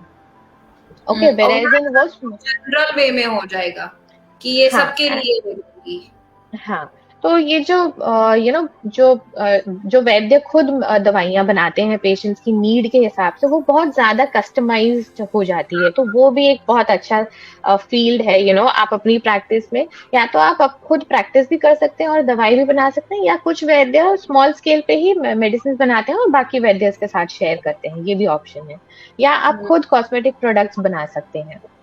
तीसरा है आप फूड इंडस्ट्री में भी जा सकते हैं। फूड इंडस्ट्री में भी आयुर्वेद डॉक्टर्स की जरूरत है, जहाँ पे फूड रेगुलेशंस के हिसाब से कितना कैसा क्या सही है कि नहीं, जो दिया गया है इंग्रेडिएंट और वो कितना होना चाहिए, वहाँ पे भी आयुर्वेद डॉक्टर्स की जरूरत होती है मॉनिटरिंग की, तो वहाँ पे भी वो as a consultant advisor opt कर सकते हैं। उसके अलावा जस्ट ना कितने सारे ऑप्शंस बहुत। एस्ट्रोलॉजी भी एक पार्ट है। ओहो, ये तो बिल्कुल ही अलग ही हो गया। हाँ, सो ऐसा है कि ओके, बहुत पहले ऐसे था ना, जैसे मंत्र चिकित्सा कहते थे। ये आज की डेट में तो मतलब हम भूल ही गए हैं इस चीज को, लेकिन मंत्र चिकित्सा भी चिकित्सा का एक पार्ट है जो काइंड ऑफ आज की डेट में भूल गई है, बट कुछ लोग इसे प्रैक्टिस करते हैं। तो वैसे ही एस्ट्रोलॉजी भी समहाउ आयुर्वेद का एक पार्ट है।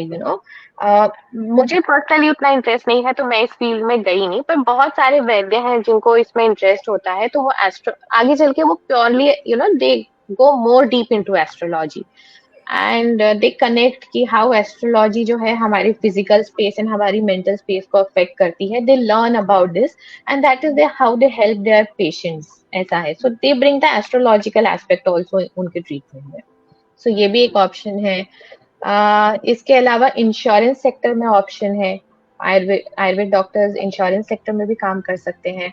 लाइक इंश्योरेंस सेक्टर्स में आप इंश्योरेंस लेते हैं तो एक डॉक्टर से आपको हमेशा एक एडवाइजरी जरूरी होती है या कंसल्ट करना जरूरी होता है, तो वो भी आपके पास ऑप्शन है। या अगेन देन जितने भी स्पाज हैं, हेल्थ रिसोर्ट्स हैं, वहां पे भी आप they also always need help of Ayurveda doctors, तो वहां पे भी आप कर सकते हैं। उसके अलावा you can definitely always like if you want, you can always open your own clinic, you can always open your own panchkarma center. One thing I would like to say कि जितने भी बच्चे आज की डेट में BMS कर रहे हैं, योगा को जरूर इंटीग्रेट कीजिए। और योगा ऑलरेडी हमें सिखाया जाता है, जो हमारा 5.5 years का कोर्स होता है उसमें योगा सिखाया जाता है। लेकिन मैं कहूँ कि समवेयर थोड़ा सुपरफिशियल लेवल पे सिखाया जाता है, योगा उससे और बहुत ज्यादा डीप है। तो मेरा एक रिक्वेस्ट या सजेशन रहेगा सारे बच्चों से कि बीएमएस कर या तो साथ में ही कर लीजिए या बीएमएस करने के बाद कर लीजिए। प्रॉपर कोर्सेज होते हैं 1 year 2 years के, जहाँ पे आप बहुत डीप में योगा को समझते हैं, तो वो भी कीजिए और उसको अपनी प्रैक्टिस का एक पार्ट बनाइए।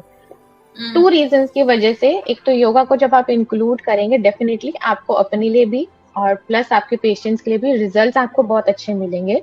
और दूसरा, इस चीज की लोगों में अवेयरनेस भी हो रही है, लोग समझ रहे हैं। तो अगर आप इंटरनेशनली भी जाना चाहते हैं, एक चीज मेंशन करना चाहूंगी, लोगों को ऐसा लगता है कि आयुर्वेद करके आप इंटरनेशनल नहीं जा सकते, इंडिया के बाहर काम नहीं कर सकते, तो ये एक मिसकंसेप्शन है, ऐसा नहीं है। आज की डेट में आप यूएस में काम कर सकते हैं, ऑस्ट्रेलिया में काम कर सकते हैं, जर्मनी में काम कर सकते हैं, there are various other places in Europe जहाँ पे आप काम कर सकते हैं। ये मैं इसलिए कह रही हूँ, मैंने जब अपना बीएमएस किया 2008 में, तभी तक स्पेशली जैसे यूएसए में तभी कोई बॉडी नहीं थी जो गवर्न करती थी आयुर्वेद को, तो तभी आप प्रैक्टिस नहीं कर सकते थे। लेकिन 2010 में वहां पे एक प्रॉपर बॉडी बनी है, नामा करके, NAMA। And if you go, आप यूएस जाते हैं, जैसे आप चाहे वहां पे जाके आपको डेफिनेटली नामा के अंडर अगेन आपको अपना फर्दर एजुकेशन करना होगा, you have to get certified by NAMA. जैसे इंडिया में कैसे बॉडीज हैं जो MBBS BMS इन सबको सर्टिफाई करती है, हमें सर्टिफिकेशन मिलता है, तो वैसे ही नामा वहाँ पे एक बॉडी है। तो आप उनके अंडर जाके सर्टिफिकेशन लेंगे। एंड यूएस में आपको डॉक्टर का टाइटल तो यूज करने की इजाजत नहीं है, लेकिन आप एज एन आयुर्वेदा प्रैक्टिशनर आप वहाँ पे प्रैक्टिस कर सकते हैं। इन टूडेज डेट, इन 2024, आप इवन हर्ब्स वहाँ पे प्रिस्क्राइब कर सकते हैं, लेकिन लिमिटेशन है। इंडिया में जितना आपके पास फ्रीली अवेलेबल है ना सारी हर्ब्स एंड दवाइयाँ जो आप यहाँ पे दे सकते हैं, उतनी सारी आप यूएस में नहीं दे सकते। Same goes with Australia also and even other countries. तो उनके अपने रूल्स रेगुलेशंस हैं कि ठीक है, इतनी इतनी हर्ब्स अलाउड है, एज अ मेडिसिन आप उनको यूज कर सकते हैं, but these are not allowed ऐसे। तो वो आपको कुछ रूल्स फॉलो करने होंगे, लेकिन इससे आपकी प्रैक्टिस रिस्ट्रिक्ट नहीं होती है। जैसे मैंने कहा कि सिर्फ मेडिसिन ही एक पार्ट नहीं है, योगा है, योगा में भी अष्टांग योगा कहते हैं, 8 parts ऑफ योगा है। फिर उसके अलावा जैसे मैंने कहा कि लाइफस्टाइल को लेके इतना कुछ है एजुकेट करने के लिए एंड प्रैक्टिस करने के लिए। तो आज की डेट में जो भी बच्चे बीएमएस करते हैं उनके पास इवन अब्रॉड जाके भी प्रैक्टिस करने के ऑप्शंस हैं। हाँ जी। ओहो, डॉक्टर अंकिता ने लिस्ट सारे ऑप्शंस दिए हैं, बट हमको सिर्फ पता है कि अच्छा आयुर्वेदा डॉक्टर होते हैं, वो मेडिसिन देते हैं या फिर ये सारी चीजें करते हैं, बट वो कहाँ कहाँ पे अप्रोच कर सकते हैं, कितनी जगह है। इवन तो मुझे लगता है हर फील्ड में है जहां पर भी मेंटल से रिलेटेड कोई भी चीज होगी, फिजिकल हेल्थ से रिलेटेड कोई भी चीज होगी, वहां पर आप एज अ जो आयुर्वेद एक्सपर्ट है या आयुर्वेद डॉक्टर है, आप वहां पे जाके अप्लाई कर सकते हैं, वहां पर अपनी सर्विसेज प्रोवाइड करा सकते हैं। बिल्कुल बिल्कुल। कोई स्किल जो अगर बच्चा 9th-10th में है या जो 11th-12th में भी है, कोई ऐसी चीज जो अभी से अगर वो प्रैक्टिस करना शुरू कर दे और उसको फिर बाद में अगर किसी कॉलेज में उसका एडमिशन लेना है या फर्दर कहीं पे भी जाना है, तो उसके लिए वो हेल्पफुल हो। एक ही स्किल कहूंगी जो हर बच्चे को ध्यान देना चाहिए, वो है communication.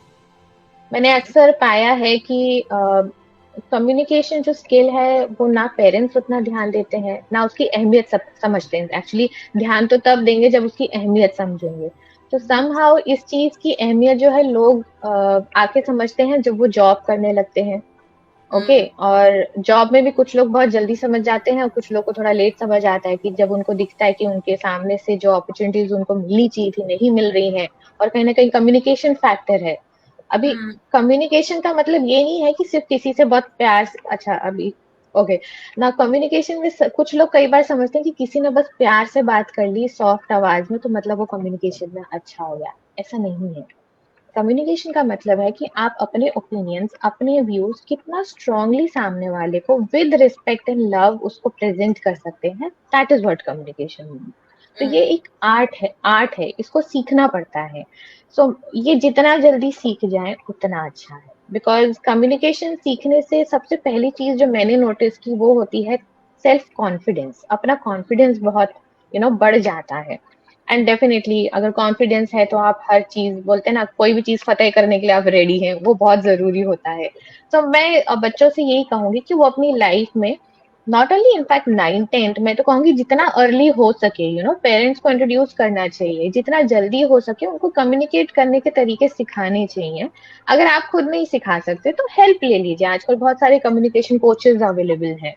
And the beauty is online he available है, आपको जरूरत नहीं है कि आप कहीं ट्रैवल ही करें ना, आप अपना ट्रैवलिंग टाइम भी सेव कर सकते हैं। तो कम्युनिकेशन ये स्किल मैं कहूंगी कि ये सबको सीखना चाहिए। This is the most important thing.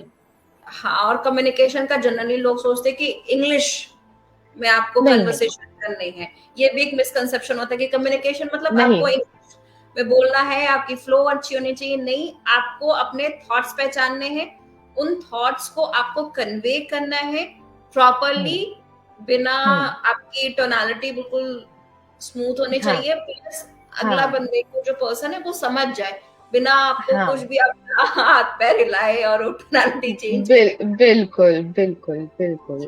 तो ये मैं कम्युनिकेट कहूंगी कि ये, हाँ जी, ये सीखना बहुत जरूरी है।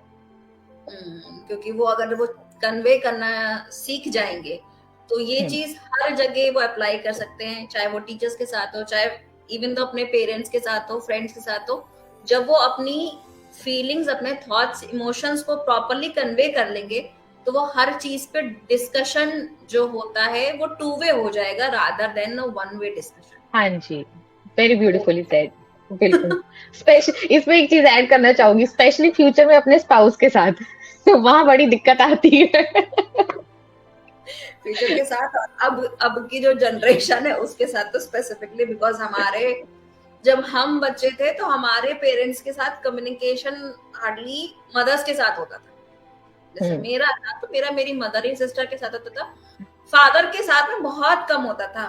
हाँ, पढ़ाई हो गई, क्या करा, बस ये सही है, टेस्ट सही हो गए, एग्जाम सही हो गए, अच्छा ठीक है, खत्म बात। उसके अलावा सारी चीज कोई, मतलब मेरे बिल्कुल। फादर मैथ्स और फिजिक्स जिसमें नंबर्स का था वो सब्जेक्ट मुझे पढ़ाते थे, अदरवाइज जितने भी सारे सब्जेक्ट्स थे वो मेरी मदर मुझे पढ़ाती थी। तो वो ही सारी चीजें देखती थी और हम उन्हीं से बात करते थे। घर पर आए हैं, मम्मी कहाँ है, कोई काम नहीं है मम्मी का, बिकॉज कम्युनिकेशन उनसे ही होता था और रिस्पॉन्ड वहीं से मिलता था, रिस्पॉन्स मिलता था, तो हम वही चीज करते थे। तो ये कम्युनिकेशन अगर आप किसी से भी कर रहे हैं तो आप, अगर आपको पता है कि आपको कैसे करना है तो आप किसी से भी कर सकते हैं। बिल्कुल। ये सही है कि अब आप अपने टीचर से भी कम्युनिकेट करिए और आने वाले जो आपके इन फ्यूचर प्रोफेसर होंगे उनसे भी आप प्रॉपरली कर सकते हैं। और ये चीज फिर वो टीचर भी आप में देखेंगे कि हाँ बच्चा अच्छे से कर रहा है, तो वो और आपको अच्छे से गाइड करेंगे। जैसे आपने बताया कि आप कभी डरी नहीं स्टार्टिंग में टीचर से अपने बात करने में, हाँ जी, प्रोफेसर से, तो फिर वो अपनी हाँ चीजें जी, आपको बताते थे। बिकॉज जो बच्चा उनके पास जाएगा वो उसी को बताएंगे, हर चीज बिल्कुल, को डिस्क्लोज नहीं करेंगे। बिल्कुल। चीजें होती है जब उनको लगता है कि हाँ ये बच्चा वर्थफुल है, सीखना हुँ, चाहता है, तब वो आपको बताएंगे, और वो चीज बहुत ज्यादा हेल्प करती है आपको आगे ग्रो होने में। बिल्कुल। ओके, यस, ये मुझे पहले पता होना चाहिए था। मैं अपने टीचर से बहुत कम, हाँ कि हाँ वो बता रहे हैं, बस नोट्स बन रहे हैं, बहुत ही कुछ डाउट हुआ तो गई, अदरवाइज चुपचाप जाओ चुपचाप आओ वाला सीन नहीं था मेरे साथ। पता है क्या ऋचा, बहुत सारे ऑप्शंस ओपन होते हैं कम्युनिकेट करने से सही तरीके से। और अभी हम्म, जैसे मैंने कहा ना कम्युनिकेशन, अभी बच्चों को लग रहा होगा कि क्या इतनी छोटी उम्र में कम्युनिकेशन की बात करिए, पर जब आप सीखते हो वो तरीका, आप लोगों के साथ अच्छे से कन्वे कर पाते हो, धीरे धीरे क्या होता है, आप जितना कम्युनिकेट करेंगे उतना चीजों को समझेंगे और उतना आपका जो पर्सपेक्टिव है चीजों को लेके वो और ब्रॉडर होता चला जाएगा। एंड ये फ्यूचर में उतना ही हेल्प करने वाली है, नॉट जस्ट कि आपको अपॉर्चुनिटीज ग्रैब करने में कि मुझे अच्छा जॉब मिल जाएगा, सिर्फ उसी में नहीं। मानिए अगर आप फ्यूचर में प्रोफेसर बन रहे हैं तो आप अपने स्टूडेंट्स के साथ अच्छे से कम्युनिकेट करेंगे।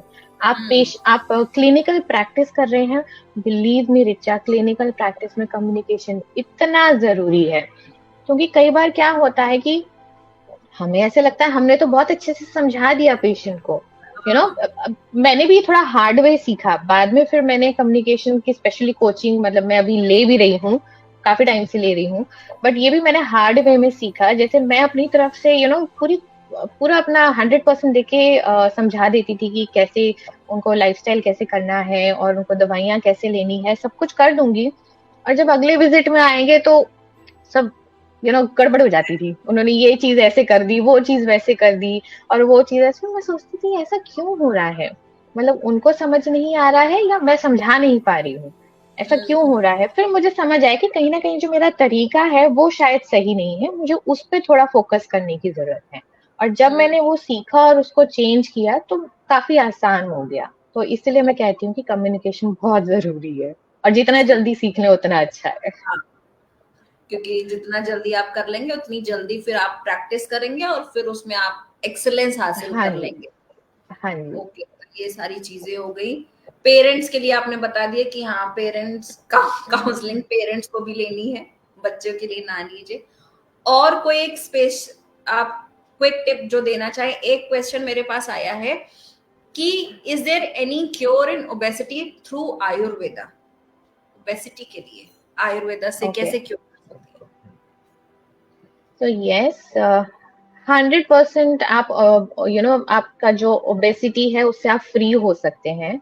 और ऑलराइट, एक चीज यहाँ पे मेंशन करना चाहूंगी कि आयुर्वेद क्विक फिक्स नहीं है। हम्म, ओके, आयुर्वेद आपको ऐसी प्रैक्टिसेस देगा जो अगर आपने एक बार अच्छे से सीख ली और कंसिस्टेंटली फॉलो की, तो हम्म, आप इसको अगर लाइफ लॉन्ग आगे फॉलो करेंगे ना तो एक ओके, जैसे अभी ओबेसिटी के ऊपर बात आई तो यस 100% क्योर हो सकता है ओबेसिटी। और जब आप ओबीज हैं उस वक्त आपको कुछ स्ट्रिक्ट मेजर्स लेने होंगे ताकि आप अपना एक्सेस वेट ड्रॉप कर सकें और अपने नॉर्मल वेट पे आ जाएं। लेकिन उस दौरान जितना भी वो टाइम लगे, डिपेंडिंग कि उनका कितना वेट है, may be a month, 3 month, 6 month, a year, जितना भी टाइम लगे depending on their weight and whatever their body present current situation है उनकी बॉडी की। सो अगर आपने वो मैं 90 डेज का पकड़ के चलती हूँ। ओके, मानिए अगर आपने वो 90 डेज बहुत डेडिकेटली फॉलो किया और आपने वो हर चीज अच्छे से सीख ली जो आपको वो वैद्य या डॉक्टर सिखाना चाह रहे हैं, हम्म, अगर आपने वो चीज अच्छे से सीख ली तो आप वो चीज आगे, आपका वो लाइफ का एक नॉर्मल तरीका हो जाएगा जीने का। जो भी आप उस 90 डेज में सीखेंगे हम्म, वो एक आपका नॉर्मल तरीका हो जाएगा जीने का, और वही आपको आगे कंटिन्यू करना है। उसमें फायदा ये होता है कि सी हम ह्यूमन हैं, लाइफ है, कभी बिजी हो जाते हैं, कभी आप काम में बिजी हो गए, कभी कुछ अनफोर्सीन ऐसी सिचुएशंस आ गई घर में कि आप नहीं अपनी हेल्थ की तरफ ध्यान दे पा रहे हैं। तो हम्म, बिकॉज आपने वो जो 90 डेज में जो आपने तरीका सीखा था जीने का, आप उसको कंटिन्यू कर रहे हैं, तो मानिए फॉर अ मंथ आप नहीं फॉलो कर पा रहे हैं, हम्म, तो भी वो इस तरीके से इनवाइव हो जाती है ना चीजें आपके अंदर, कि अगर आप 100% नहीं फॉलो कर पा रहे हैं ना, फिर भी आप 50% तो कर ही लेंगे। हाँ हाँ हाँ। फॉर एग्जाम्पल मैं जैसे बताती हूँ, जैसे देयर वाज अ स्पैन जब मेरे घर में थोड़ा हेल्थ, मेरी मॉम की हेल्थ रिलेटेड थोड़ा ज्यादा प्रॉब्लम चल रहा था, बहुत रेगुलर आईसीयू विजिट्स हो रहे थे। सो नहीं टाइम मिल रहा था एक्सरसाइज करने के लिए, डेली बाहर जाके एक्सरसाइज करना, वॉक करना, ये सब के लिए नहीं टाइम मिल रहा था। तो अब ये सब कैसे मैनेज किया जाए अपने डेली रूटीन में, प्लस एडिशनल हॉस्पिटल विजिट्स भी हो रहे हैं, आपके घर में पेशेंट है, आपको उनको भी एक्स्ट्रा टाइम देना है। लेकिन क्योंकि मेरी लाइफस्टाइल ऐसे बन चुकी है कि ठीक है, अगर मैं बाहर नहीं भी जा पा रही हूँ, मैं 10-15 मिनट घर में ही दे रही हूँ अपने को डेली, जैसे ही मुझे टाइम मिलता है। तो ये सब कब होता है, जब आप ऑटोमेटिकली ट्यून हो जाते हैं इस चीज को। और वो ट्यून कब होंगे, जब आपने स्पेशली वो 90 डेज में आपने जो सीखा, अच्छे से उसको फॉलो किया और वही चीज आपने आगे कंटिन्यू की। So this is how it helps you.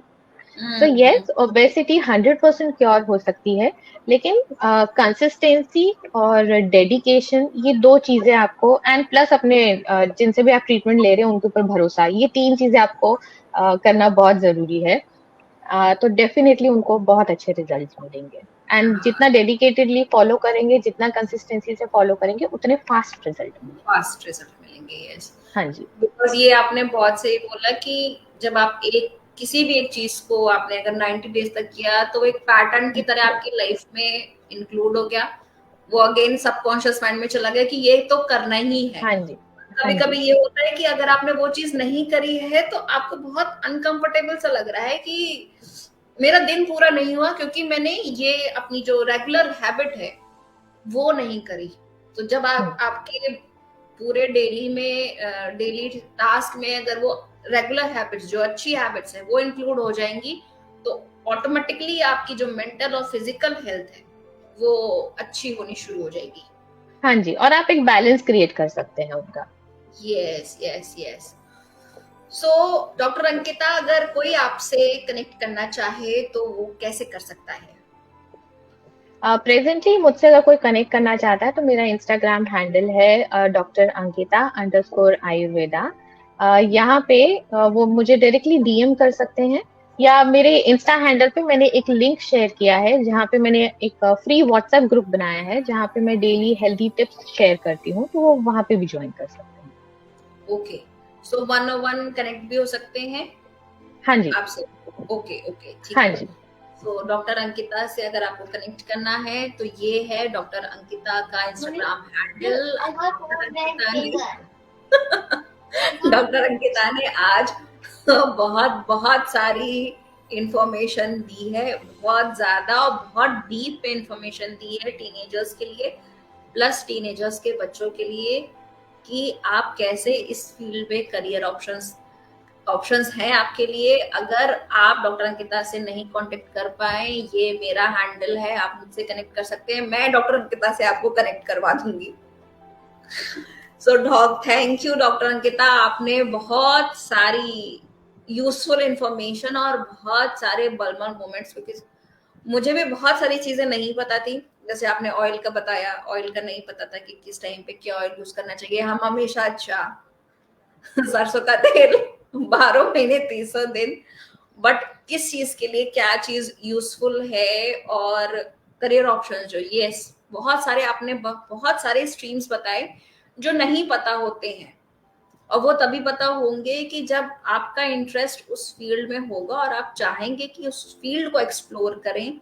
Plus जैसा आपने बताया कि बच्चे फर्स्ट ईयर से ही आप किसी की हेल्प ले सकते हैं, किसी को असिस्ट कर सकते हैं, ताकि आपको बाद में वो प्रॉब्लम ना हो, जो प्रॉब्लम जैसे आपने फेस करी कि आपको नहीं समझ में आ रहा था कि किससे हेल्प लेनी है, किसको असिस्ट करना है, कहाँ से सारी चीजें। तो थैंक यू डॉक्टर अंकिता, बहुत बहुत बहुत ज्यादा डिटेल में आपने चीजें बताई हैं। So I am very grateful and I hope जो भी ये सुन रहा है प्लीज एक्शन लीजिएगा, इस वीडियो को देखिएगा, और अगर आपके दिमाग में कहीं भी 1% भी कंफ्यूजन है, डॉक्टर अंकिता को प्लीज कांटेक्ट करिए। वो और डिटेल में आपको आपकी हेल्थ से रिलेटेड प्लस आपके करियर से रिलेटेड आपको जरूर गाइडेंस देंगी। Thank you Richa, thank you once again मुझे अपने प्लेटफॉर्म पे बुलाने के लिए और ये मौका देने के लिए कि मैं ये सब शेयर कर पाऊँ। एंड यस, मैं एक चीज और कहना चाहूंगी कि रिचा बहुत ब्यूटीफुल काम कर रही है टीन्स की मदद करके। बिकॉज क्या है ना, आजकल बहुत सारी इन टूडेज वर्ल्ड जहाँ पे इतना इंफॉर्मेशन अवेलेबल है इन फ्री, वहीं पे उतना ज्यादा कंफ्यूजन है। सो मैं यही कहना चाहूंगी कि लाइफ में एक मेंटर होना बहुत जरूरी है। बिकॉज मेंटर आपको एक आपकी कैपेबिलिटीज को समझ के आपको एक पर्टिकुलर पाथ दिखाते हैं, आपकी हेल्प करते हैं बेसिकली आपको अपनी ही कैपेबिलिटी समझने में और आपको पाथ चूज करने में। दिखाने से ज्यादा मैं ये कहूंगी कि आपको ही हेल्प करते हैं कि आपको क्या चूज करना चाहिए और आपकी क्या कैपेबिलिटीज हैं। तो रिचा बहुत ब्यूटीफुल काम कर रही है, स्पेशली टीन्स की ये मदद करके। बिकॉज टीन्स जो है वो हमारे फ्यूचर हैं। और कहते हैं ना कि आप कहते हैं ना कि वैक्स को आप जैसा तराशेंगे वैसा शेप ले लेगी, हमारे टीन्स बिल्कुल वैसे ही हैं।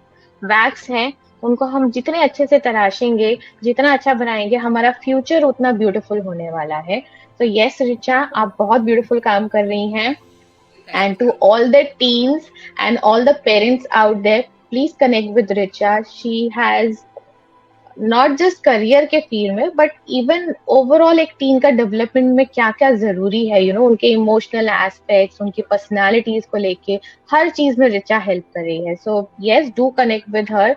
She is doing a great job and a better future, a bright future से अच्छा और क्या हो सकता है। हम सब यही चाहते हैं हमारे बच्चों के लिए, कि उनके लिए एक ब्यूटीफुल वर्ल्ड हो। And that is what Richa is helping to create. So I'm so proud of you and thank you so much. Thank you doctor Ankita. Thank you everyone, जो भी जिसने भी इस सेशन को लाइव देखा है या जो बाद में देखेंगे, प्लीज इसको वॉच करिए, प्लीज औरों के साथ शेयर करिए, क्योंकि ये जो नॉलेज है ये आपको डायरेक्टली कहीं अवेलेबल नहीं होगी। बिकॉज ये अभी जो भी मैंने बात करी वो at the same time doctor Ankita के जो थॉट्स थे वो आपने बताई। वो जब भी इंफॉर्मेशन आपको मिलेगी इंस्टाग्राम पे कहीं पर, वो आपको हेल्थ रिलेटेड मिलेगी, बट जो थॉट प्रोसेस है उसके पीछे वो आपको इस इंटरव्यू में मिला कि क्या सोच के उन्होंने किया, क्या उनकी जर्नी थी। तो ये सारी चीजें आपको इस सेशन में मिली। So thank you again doctor Ankita, thank you everyone इस सेशन को देखने के लिए। मिलते हैं नेक्स्ट सेशन में एक नेक्स्ट गेस्ट के साथ, जो अगेन आपको बहुत सारे बलमा मोमेंट्स देंगे, बहुत सारी नई चीजें सीखने को मिलेगी। तो मुझे इस एपिसोड से बहुत बहुत सारी रियली बहुत सारी चीजें सीखने को मिल रही हैं। बिकॉज हम हमेशा एक सरफेस लेवल पे हमको इंफॉर्मेशन होती है, और जब कोई स्पेशलिस्ट पर्सन आता है तब वो बताता है कि उसकी जर्नी में क्या अप्स एंड डाउन्स हुए, किस वजह से वो फील्ड चूज करी, क्या क्या उस फील्ड से रिलेटेड प्लस माइनस पॉइंट्स हैं, जो जब बच्चा करियर ऑप्शन चूज करे हो तो उसको पता होना चाहिए कि मेरे लिए ये ठीक है कि नहीं है। ये नहीं कि आपने चूज कर लिया बाद में आप उस चीज को रिग्रेट करें, अब आप 4 साल 5 साल किसी एक फील्ड को दे रहे हैं और फिर रिग्रेट करें, तो वो तो बहुत ही खराब सिचुएशन है। So please watch all the videos and thank you again Dr. Ankita.